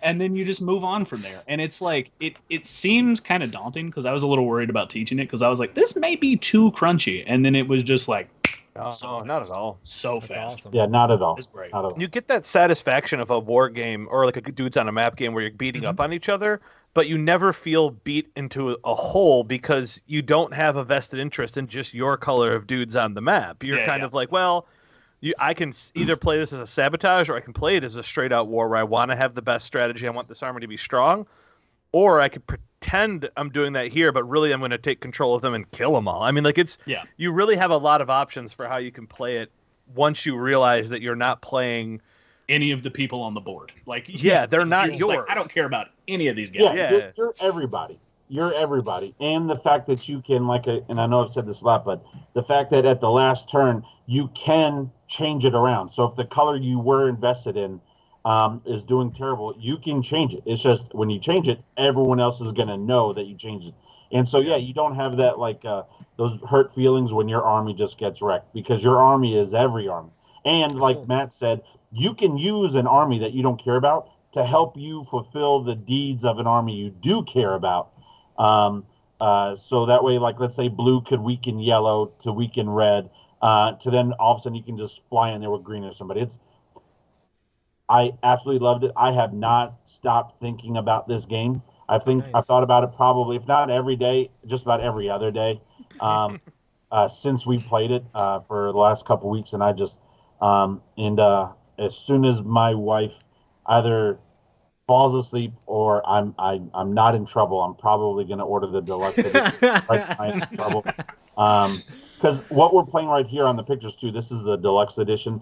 If you get the normal edition, it's about $50, and it comes with like little wooden cubes and stuff. Still great, great game.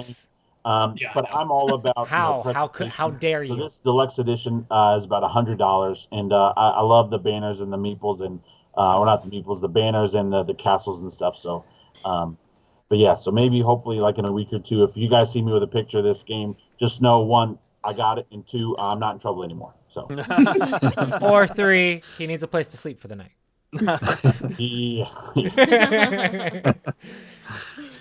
That's awesome. War of Whispers. All right. My game is a very strange game. This is Stereo Mind. This is kind of like a party game, but it uses sound. And basically at work one day, Z's like, hey, we played this game, but instead of me actually like telling you about the game, how about you just play it with us? So this is a party game where basically there's a deck of cards that have like little tape backs on the back of all of them, and everybody has a dial. And on one side of the card, it's very similar to like Just One almost, where it's just a bunch of words on the one side. But sometimes those words are slightly similar, like it'll be a bunch of different like fantasy characters, like a knight or a wizard or a thief or a barbarian, or it'll just say things like candy or cereal or fruit or whatever, just a bunch of different things on one side of the card, and everybody has a dial that those numbers correspond to those things that are set on the card. Then on the back of the other card that's on the top of the deck, there's a QR code, and you scan that QR code, and it plays it'll play like a song from YouTube, based off of like from this game. And everybody basically, while the song is playing, before the song is done, has to choose on their dial which word best represents that song. And it's a cooperative game where you're all trying to guess the same word. So you're all like listening to this happy poppy song, and you're like fantasy characters. Like popular songs? No. It's just tunes, like just random stuff. Like maybe it could sound more like hip hoppy, or maybe it sounds more like poppy, or maybe it sounds more like rock or something. Gotcha. And you have to decide. Have lyrics? No, there's no lyrics at all. It's just like, this is like a Korean game, so it's just like a bunch of just different like music beats. And you have to all choose on the dial which word you think best represents a song, and then you all put it face down. And then each turn, like the first player will be able to choose like someone that their dial is just out of the round. Their dial doesn't count against everybody else. Then everybody reveals theirs, and if the people that were in the round have the same number on, you win that card. And you're trying to win as many cards as possible. The more cards you win, the better points you get. Kind of just like Just One. So you're basically just listening to these different tunes, like different like happy tunes or scary tunes or whatever tunes like show up. And you're trying to pick the word that best matches. It's really a game that's kind of hard to understand unless you play it, but it gave me like the vibe of like a Just One or like another like So Close or like simple party game. But it's not really thinky. It's just like trying to be on the same wavelength as everybody else, being like, this has like a little bit like there was one that had a whole bunch of different dinosaurs. It said like T-Rex and like Velociraptor and Brontosaurus and like it's a K-pop song. A whole bunch of stuff. But it like came and had this like the song we played had this like kind of like creepy like kind of like chilling vibe to it. So T-Rex. And but no, it was a little bit more sneaky than that. It wasn't like slow. It was faster. So we knocked out I think we knocked out Z or whatever. And then me and Joey and Camilla all had picked like Velociraptor, and like we got it right or whatever. And I'm like, just because we were all like, and I think maybe we kicked out Joey and Joey did T-Rex or whatever. And we're like, yeah, T-Rex. It wasn't T-Rex. It was too creepy to be T-Rex. It needed to be Velociraptor. And it's just whatever reason you think. You're just all trying to pick the same thing. It just reminds me of one of those games that you can kind of play with anybody, and it's just like a fun thing to play. And the fact that each of those cards, it's like infinitely replayable as well, because there's so many cards with different words, but each back chooses the song that you're playing on the front of a different card. So you're going to get different songs with each card, like each time, you know. Interesting. So it's going to be a very different game each time you play. So yeah, Stereo Mind, a very different like party cooperative game. I feel like this is the third time we've hit this nail on the head this time, but it reminds me of the time we played Dixit and we were just humming tunes to each other. Mm-hmm. That's exactly what I was saying the whole time, and I was like, "Oh man, here we go! EGM continuing to make games, but not actually make games, except for Roy." This sounds great. I think it'd be a great party game too. It sounds like a lot of fun. Yeah, this is one of those. You don't need to know the song; you're just associating a word to it. How many people can it play up to? I think it plays up to 5. Of course, the more people you play it with, the more difficult it technically gets because you have to match. You still get to kick one person out. But you can kind of tell a little bit if people are like, if they're struggling or they're like the last person to put their thing down, you're like, guess what? You're not playing this round. And a lot of times it's kind of funny because you would think that would be bad, but a lot of times you're like, oh, thank goodness. I didn't know what everybody else was going to pick. I didn't know what to do with this song. And then you flip it all over and they weren't the person you were supposed to have kicked out, but it's fun. It's still fun to try to do it all together. And then whoever got paused, they get to choose who gets paused the next turn. So you're never paused 2 times in a row. That's That's nice. cool. That must be nice because we played some other games where it got paused multiple times in a row. Where can you buy this game? I'm not sure. I'm looking it up right now, man. I'll let you know. Put it in the chat. This is one of the games that I'm definitely going to borrow from work to play some because it's one that I feel like would work really good with like a lot of Ruthie's friends that we play kind of more casual party games with. Yep. That aren't like for gamers. It's more like it just like a vibe game, you know. That's exactly what I'm thinking. Similar friends. That's why I like Ruthie. Yay. She doesn't Just kill good you for taste no in reason. friends. The Courtney. games Ruthie likes to play are the violent kill each other games, so there's that. Oh no, the next game is Courtney's game. Yeah, so we played this this past weekend. It's called Vivarium, and it's published by Studio H Games. So it's nice. basically you're just collecting these different cards throughout the whole game and trying to score points. There's like a you can kind of see a picture in the next slide, but it's a 4x4 grid of cards, and the top 2 rows are, the theme of the game is like there's dragons, there's rocks, there's plants, and there's animals. And so you're trying to collect these different items or animals or minerals or whatever. And then the third row is like items which help you get gems, and they kind of help you get different cards. And then the fourth row are like final end game scoring cards. And it's basically those end game scoring cards are you're collecting sets of the top 2 rows of cards, and depending on how many sets you get of those cards, you get so many points. But the way you get to pick the cards is you're given 2 different domino tiles, and they have the top and the bottom, and they're all like numbers 1 through 4.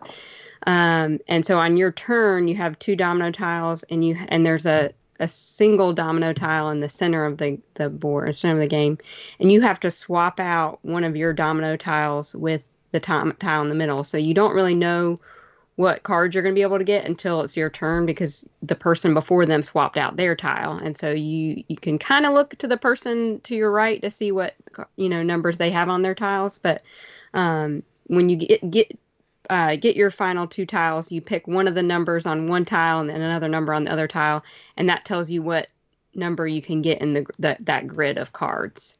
And so that's kind of the crunchy part of trying to figure out, okay, I want this card. What 2 dominoes do I need to get me that card? And so it's pretty fun.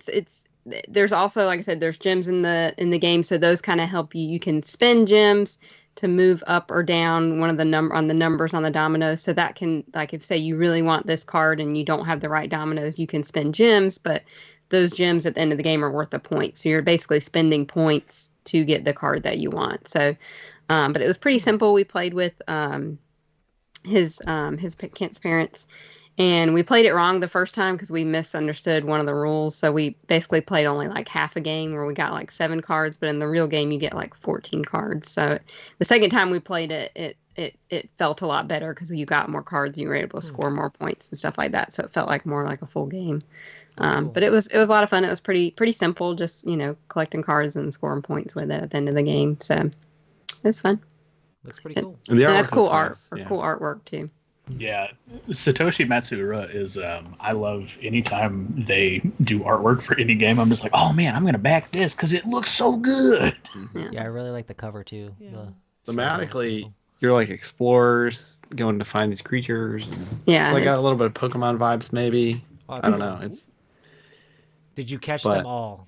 But essentially, yeah, it's just a set collection game. There are those scoring tiles like midway each round where you can, like, if you have majority of the symbols, you get extra points and stuff and bonuses that'll change from game to game.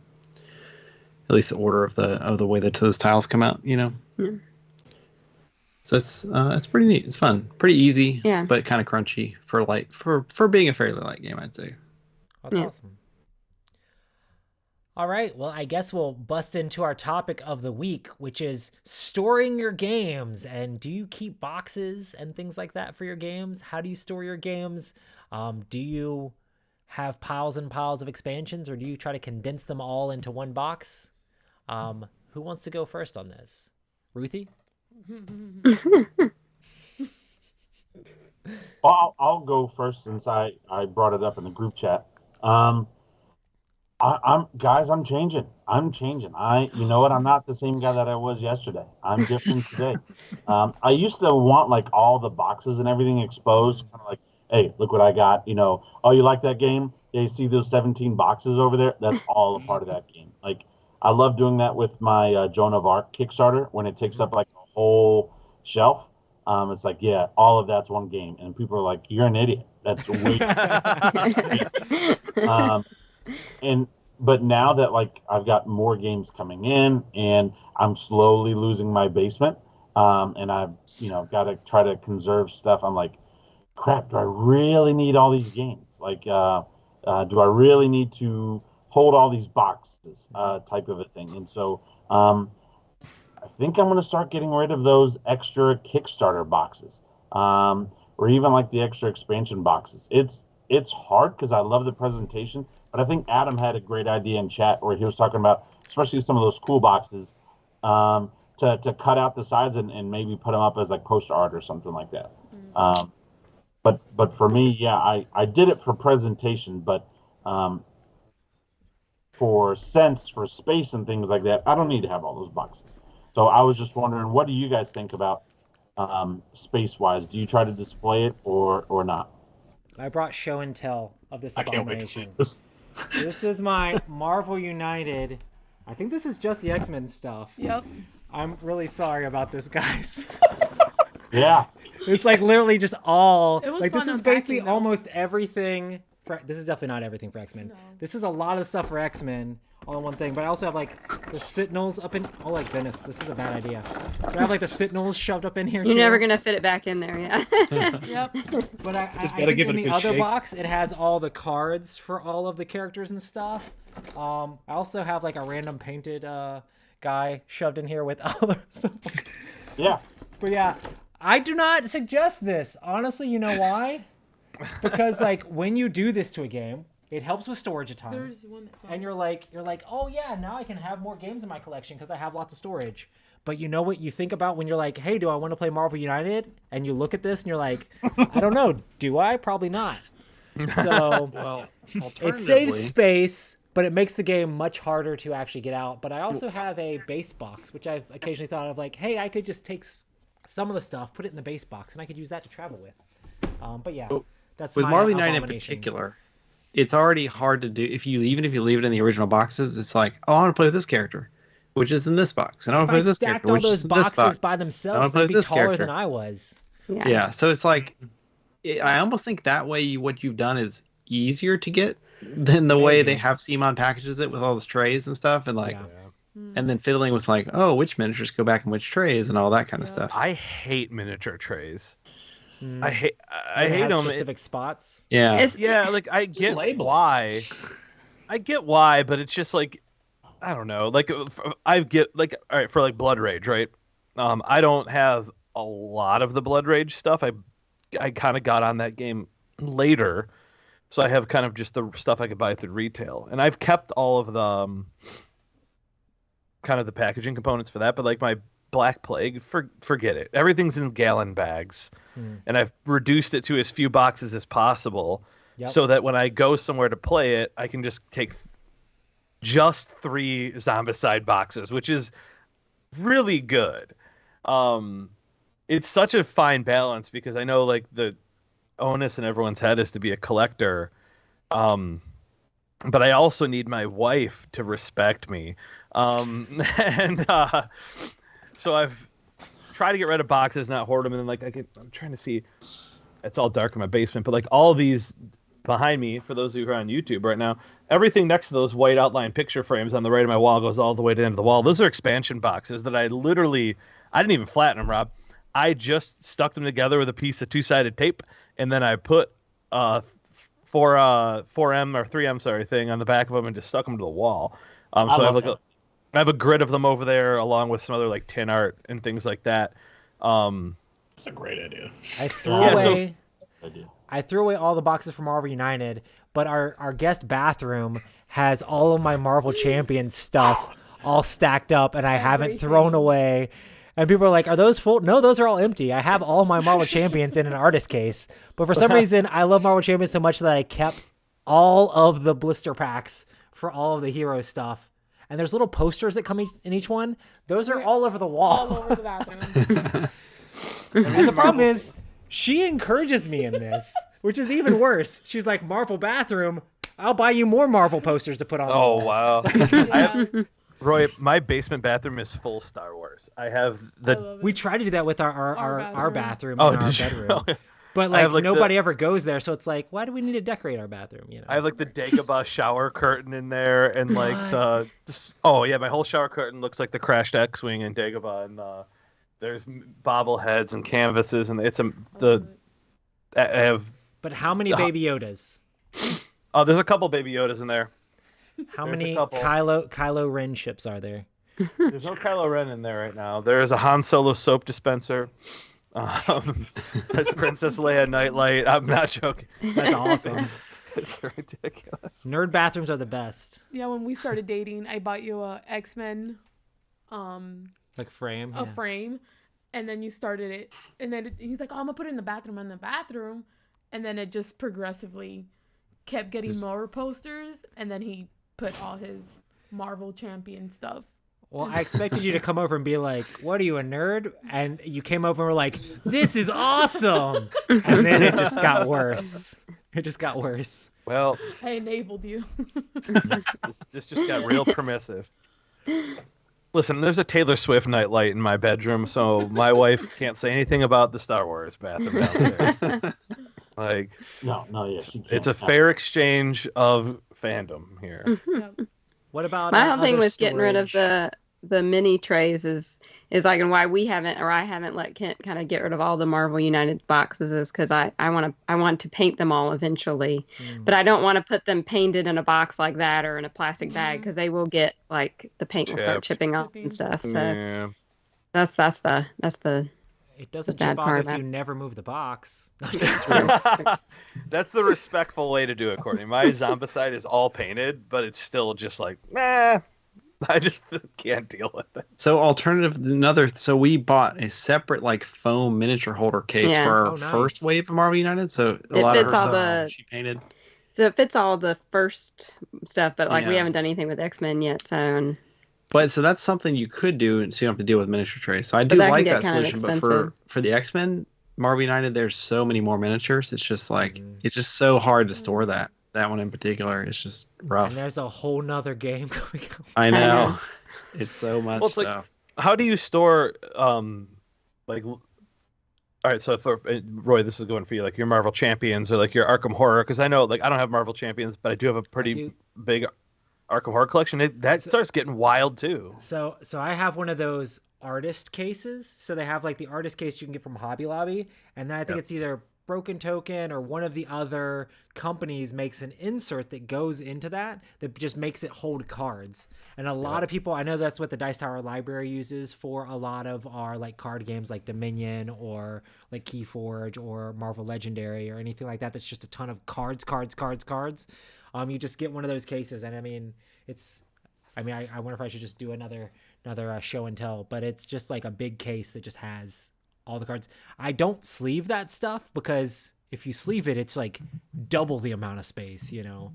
So, but yeah. Kent sleeves everything.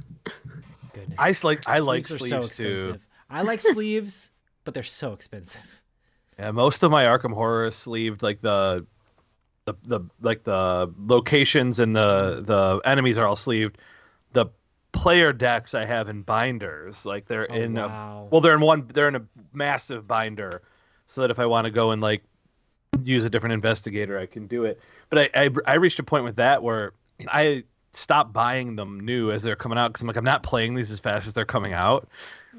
And storing them is giving me anxiety. I would like to have them and just go, now I can play them all and I'm totally caught up, but I just don't want to have more binders.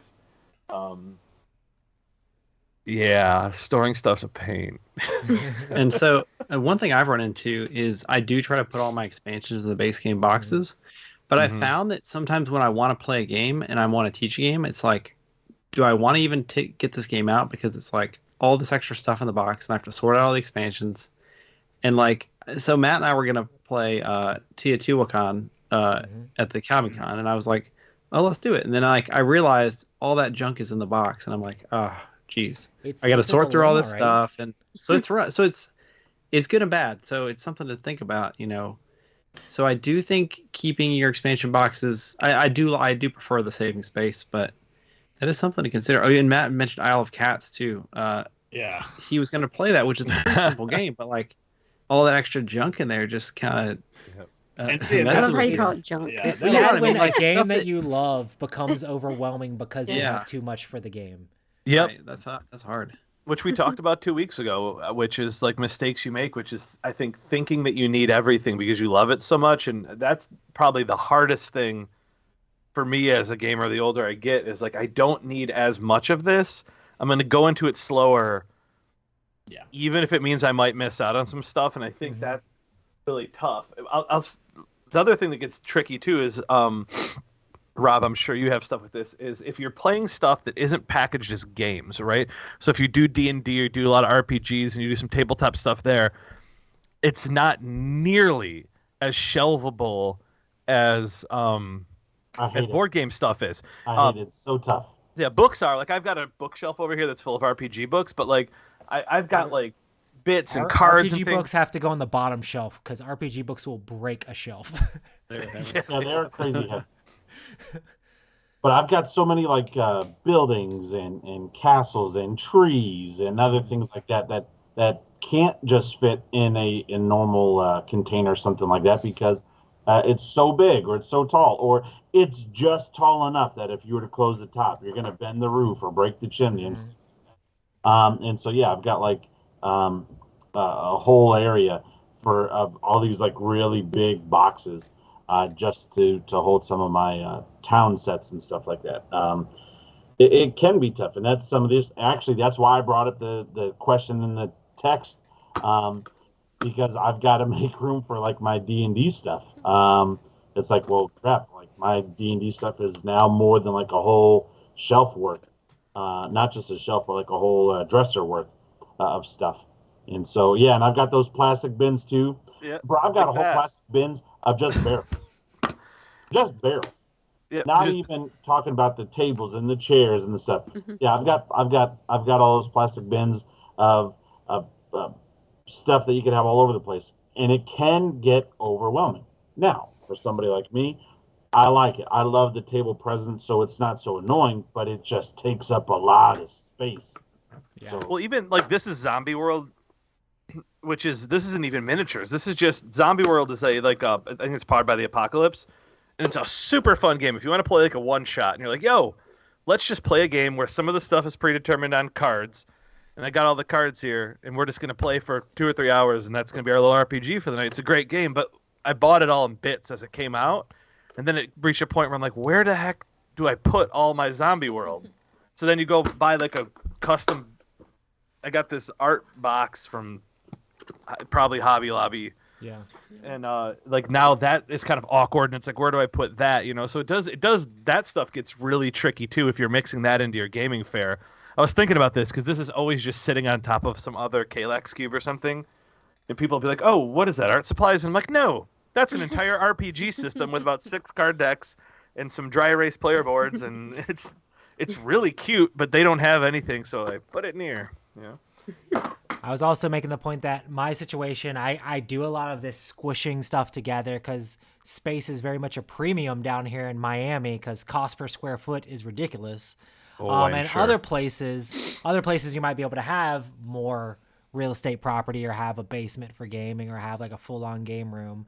It's hard to have that when you have a condo or a smaller house or just people that like rent as well. I'm sure they have to have even smaller and smaller collections, So you have to be much more frugal with your space. Even though you might want a bunch of variety of games, you have to figure out how to fit it all in a much smaller space. Oh, for sure, yeah. Space is. that I feel was like just space one is box definitely. of treats. I've got multiple boxes.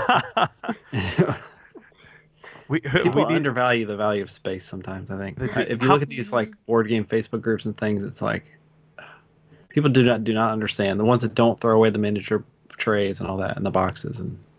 Yeah, I'm on part of the Marvel United Facebook group, and half of the posts are like people's painted minis, and we're like, oh wow, that looks great. And the other half is, how are we storing this thing? What do you guys recommend? What are you doing? And it's just, and they have. I really see mine is horrible for storage. I really wish they would like do work with some other company to like make a big box or something that would fit everything. But I don't know. Yeah, it's hard. a suitcase.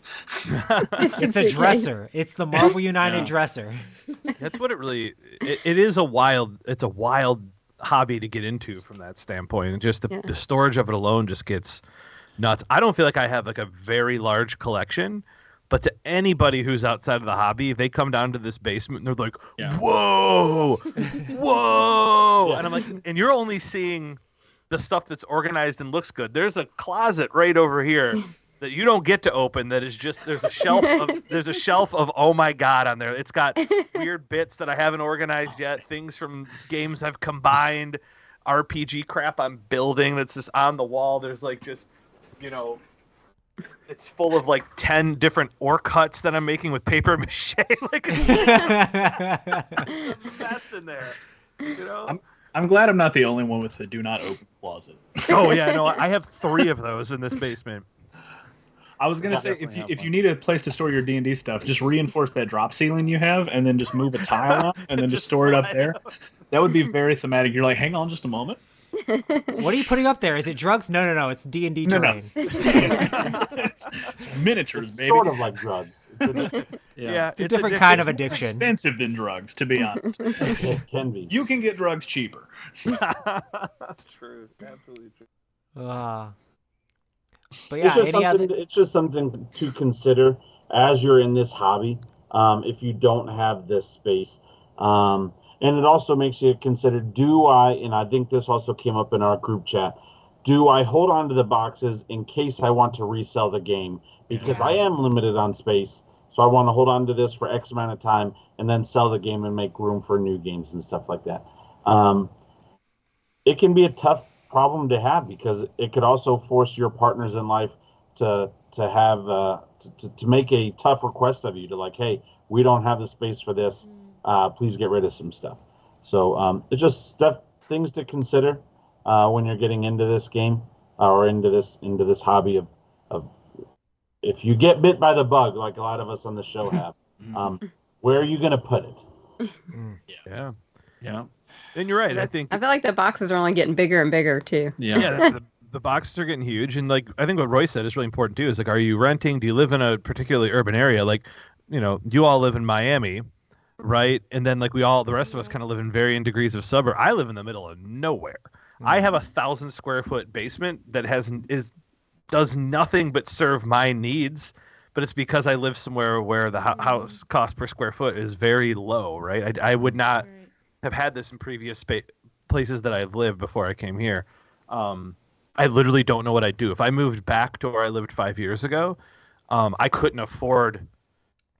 I almost have an efficiency apartment down here. There's three couches. There's a 6-person dining room set with candelabra down here. There's 1, 2, 3, 4, 5, 6, 7, 8, 9 Kallax shelves full of board games. Holy smokes! Wow. Right, a Star Wars themed basement. And Ken's getting really jealous right now. Yeah. Wait, did you say Star Wars themed basement and Star Wars themed bathroom? No, I'm sorry. The Wow. bathroom. Okay, Star Wars okay, themed okay, bathroom okay. is down here too, right? So it's a He's full all bath. in. It's got a shower and a like this. But I guess my point is that, if you're not from Michigan, you don't know what this is. But I live here, right? If I lived here still, I don't get any of this, right? And you got to think about: do you live in a really urban area? I moved somewhere where I'm like, wow. You can buy a big house up here. It doesn't cost nearly as much as when you live in a place where there's more people than cows, which is not where I'm at now. Yeah, my thing with organizing is I've been trying to buy like inserts. So I'll be like, oh, wood insert, foam insert. Oh yeah, look at this, look at that. And it's like some of them are good, some of them are not. And it's like you can easily spend a bunch of money on junk and then super glue your fingers to get together a bunch. And then you get done and you're like, all right, this is great. And then the box doesn't fully close and you're like, and it weighs 15 pounds because of the wood insert. Yeah. That's why we started going with the foam ones. Yeah, the foam ones. We do a lot of the folded space and stuff like that. I do prefer folded space now. It's my go-to. I got the Western Legends big box came in and it has a wooden insert with it. And I looked at it and I was like, okay, I don't want to assemble this right now. But also the box is kind of big. And I'm like, great. So everything in here is going to be wood. And the box is the size of Twilight Imperium 4. So this game's going to be 30 pounds. And like the shelves I have, I bought them because I thought they were, they're pretty nice. They got like metal holdy things. But like the shelves themselves have a weight limit. And some of the games I have exceed that weight limit, and I cannot place them on there, or they'll start to just bend and sag and I've slip. definitely never had shelves destroyed just because the weight of the games on them. Definitely happened. For IKEA, you're probably fine. They have some pretty solid stuff, but some of the other ones are just. If they're from Target, getting a little sketchy. I'm very tempted to just put all the components in that Western Legends big box and not even build the wood insert and just call it a day. Don't watch the Dice Tower review on that wood insert if you want to keep your hopes up. What? Yeah, I already don't have my hopes up for it, the wood insert, so I'm probably just gonna not use it from what it sounds like. What was I gonna say? The Dice Tower is a family-friendly channel, and I'm pretty sure there was cursing involved in building an insert. Wow. Man, oh gosh, that's giving me flashbacks. There was a couple of inserts that I built that I was just like, I'm just gonna break this. I'm fully because it's like I'm either gonna snap it out of frustration or just trying to wedge it into place. And there's one point I'm getting out sandpaper and I'm just sitting here just like just trying to like shave off just a quarter inch of a nubbin, and I'm like, okay, I need to stop. This is bad. You're like, they were supposed to do the woodworking, not me. Right? You have a CNC machine. It's precise. Why is it not fit? Court and Kent, do you guys each have like your own shelves, or does everything get grouped together? No, Mostly everything's- it's grouped together, yeah. But we definitely have our games that we're like, okay, we're not getting rid of this game in particular. Like, so we'll go through the game. What we try Every to so call. often we call, yeah. Yeah, because we have to, just because we get a lot. We have a lot of turnover. So a lot of times, like we'll be like, okay, I'm definitely not calling this game. You're not calling that game. So it's more like You compromise. Yeah. But we kind of fit things how they fit. Like we're Well, just you trying guys to aren't the optimize norm. space. No, I'm sure we're not. Yeah. What's No. that? You're He not said we're the not the norm. norm. Oh, right. You No. have Yeah. thousands of games. Yeah. We're not the norm. I've seen you sell hundreds, and you still have thousands of games.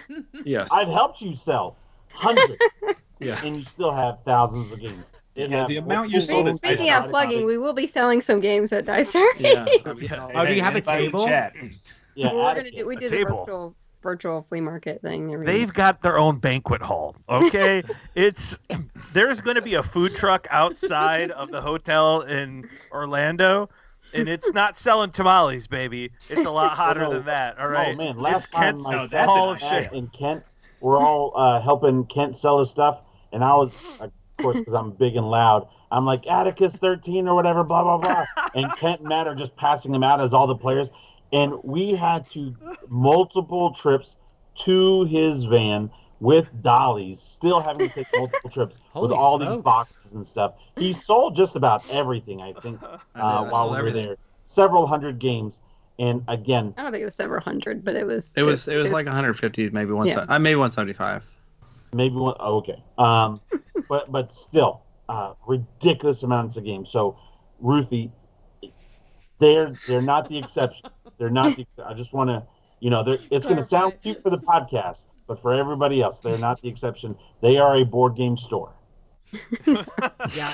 Honestly, Yeah. they're not Did a you know local- you When started my a business collection was this year? gigantic. You should They incorporate. are a almost cool stuff Inc. board game store. Have you been to Cool Stuff? They definitely have more games than Cool Stuff. I have more games than Cool Stuff does. Yeah. Like their warehouse is gigantic, but their in stores are like they barely have any games there Yeah. But, Ken Courtney could put them to shame. for sure. Probably their warehouse. Put their warehouse to shame. Yeah, you guys, just sitting there, you look better than a game on. I mean, there's no question. But yeah, you didn't know me, Ruthie, when I had my larger collection. It was probably maybe like 3 times the size of what I have now. That's insane. But yeah, I had That's a lot hard to of move down, I'm sure. Yeah. I tried to sell as much as I could, which apparently I sold some of it to Matt, because Matt was talking about the games that I had that used to be mine. But then like the rest of it I donated to Recon or whatever. So, I should mention that Recon is going to be the end of this month. So if anybody's in the Kernersville, Winston-Salem area, make sure to go check that out. Just check out Re3. Then Recon is the name of the convention. I think I'm not sure if they charge to attend now, but I know all the donations go to help a good cause or whatever, or all the money made goes to help a good cause. So should be good. I don't know if any of you guys are going to that or not, but Kent was thinking about it. I don't know if I'm he's going planning to. on it, I think. Well, that's I awesome. think. And you can see the celebrity Kent Parker if you go. Wait, yeah, exactly. He'll be glad to teach you a game. Oh my I will god! teach you a game. If Kent got recognized at that, and we had a story about that, would make my day. Because there's no good reaction that Kent would have if somebody was like, Kent Parker! I do know some people from there, so I mean, I've been to that convention a few Did times. you just like grab your car like so? But no, you no. know? Like I know a few people. No, I would get recognized for that. I would get recognized just because I've been there before. That's all. Yeah. That's what I mean. I'm just hoping Not somebody asks or say, "Oh, hey, I saw you on Roy's podcast." Yeah, that would be Yeah, no, that. great. Although that's more possible because you've been to that convention. I plenty started times. that convention. That's what I'm saying. Yeah, that's why I'm saying Yeah. it's slightly more possible. Yeah. Okay. That would be amazing. I want that to happen for you. Really I- pulling for. Or I They'd heard. be like, are you got the guy in Roy- Jamie Stegmeier's live feed? Are you the president of Jamie Stegmeier's fan club? Unofficial. Let's leave Kent's Celebrity Hall pass out of this. Okay. Awesome. Well, I think we've fully discussed all of the storage. I'm sure there's tons more for storage and stuff, but we do got to end this eventually, seeing that we've hit basically 2 hours. We do want to say thank you to everybody for watching this. Make sure to subscribe.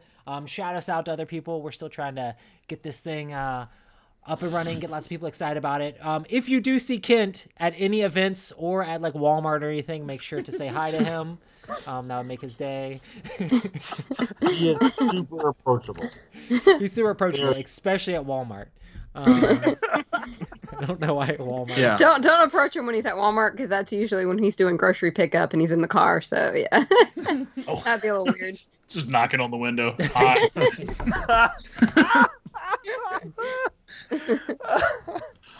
But yeah, thank you to everybody for checking out. Thank you to everybody in stream. And hopefully next week, I'm going to see if we can make it happen. But we might have Sam Healy on the podcast next week. So make sure to come back and check that out. Hey. Anyway, thanks everybody for joining us. Bye. And we'll see you all on the next one. Bye. Bye. Toodaloo.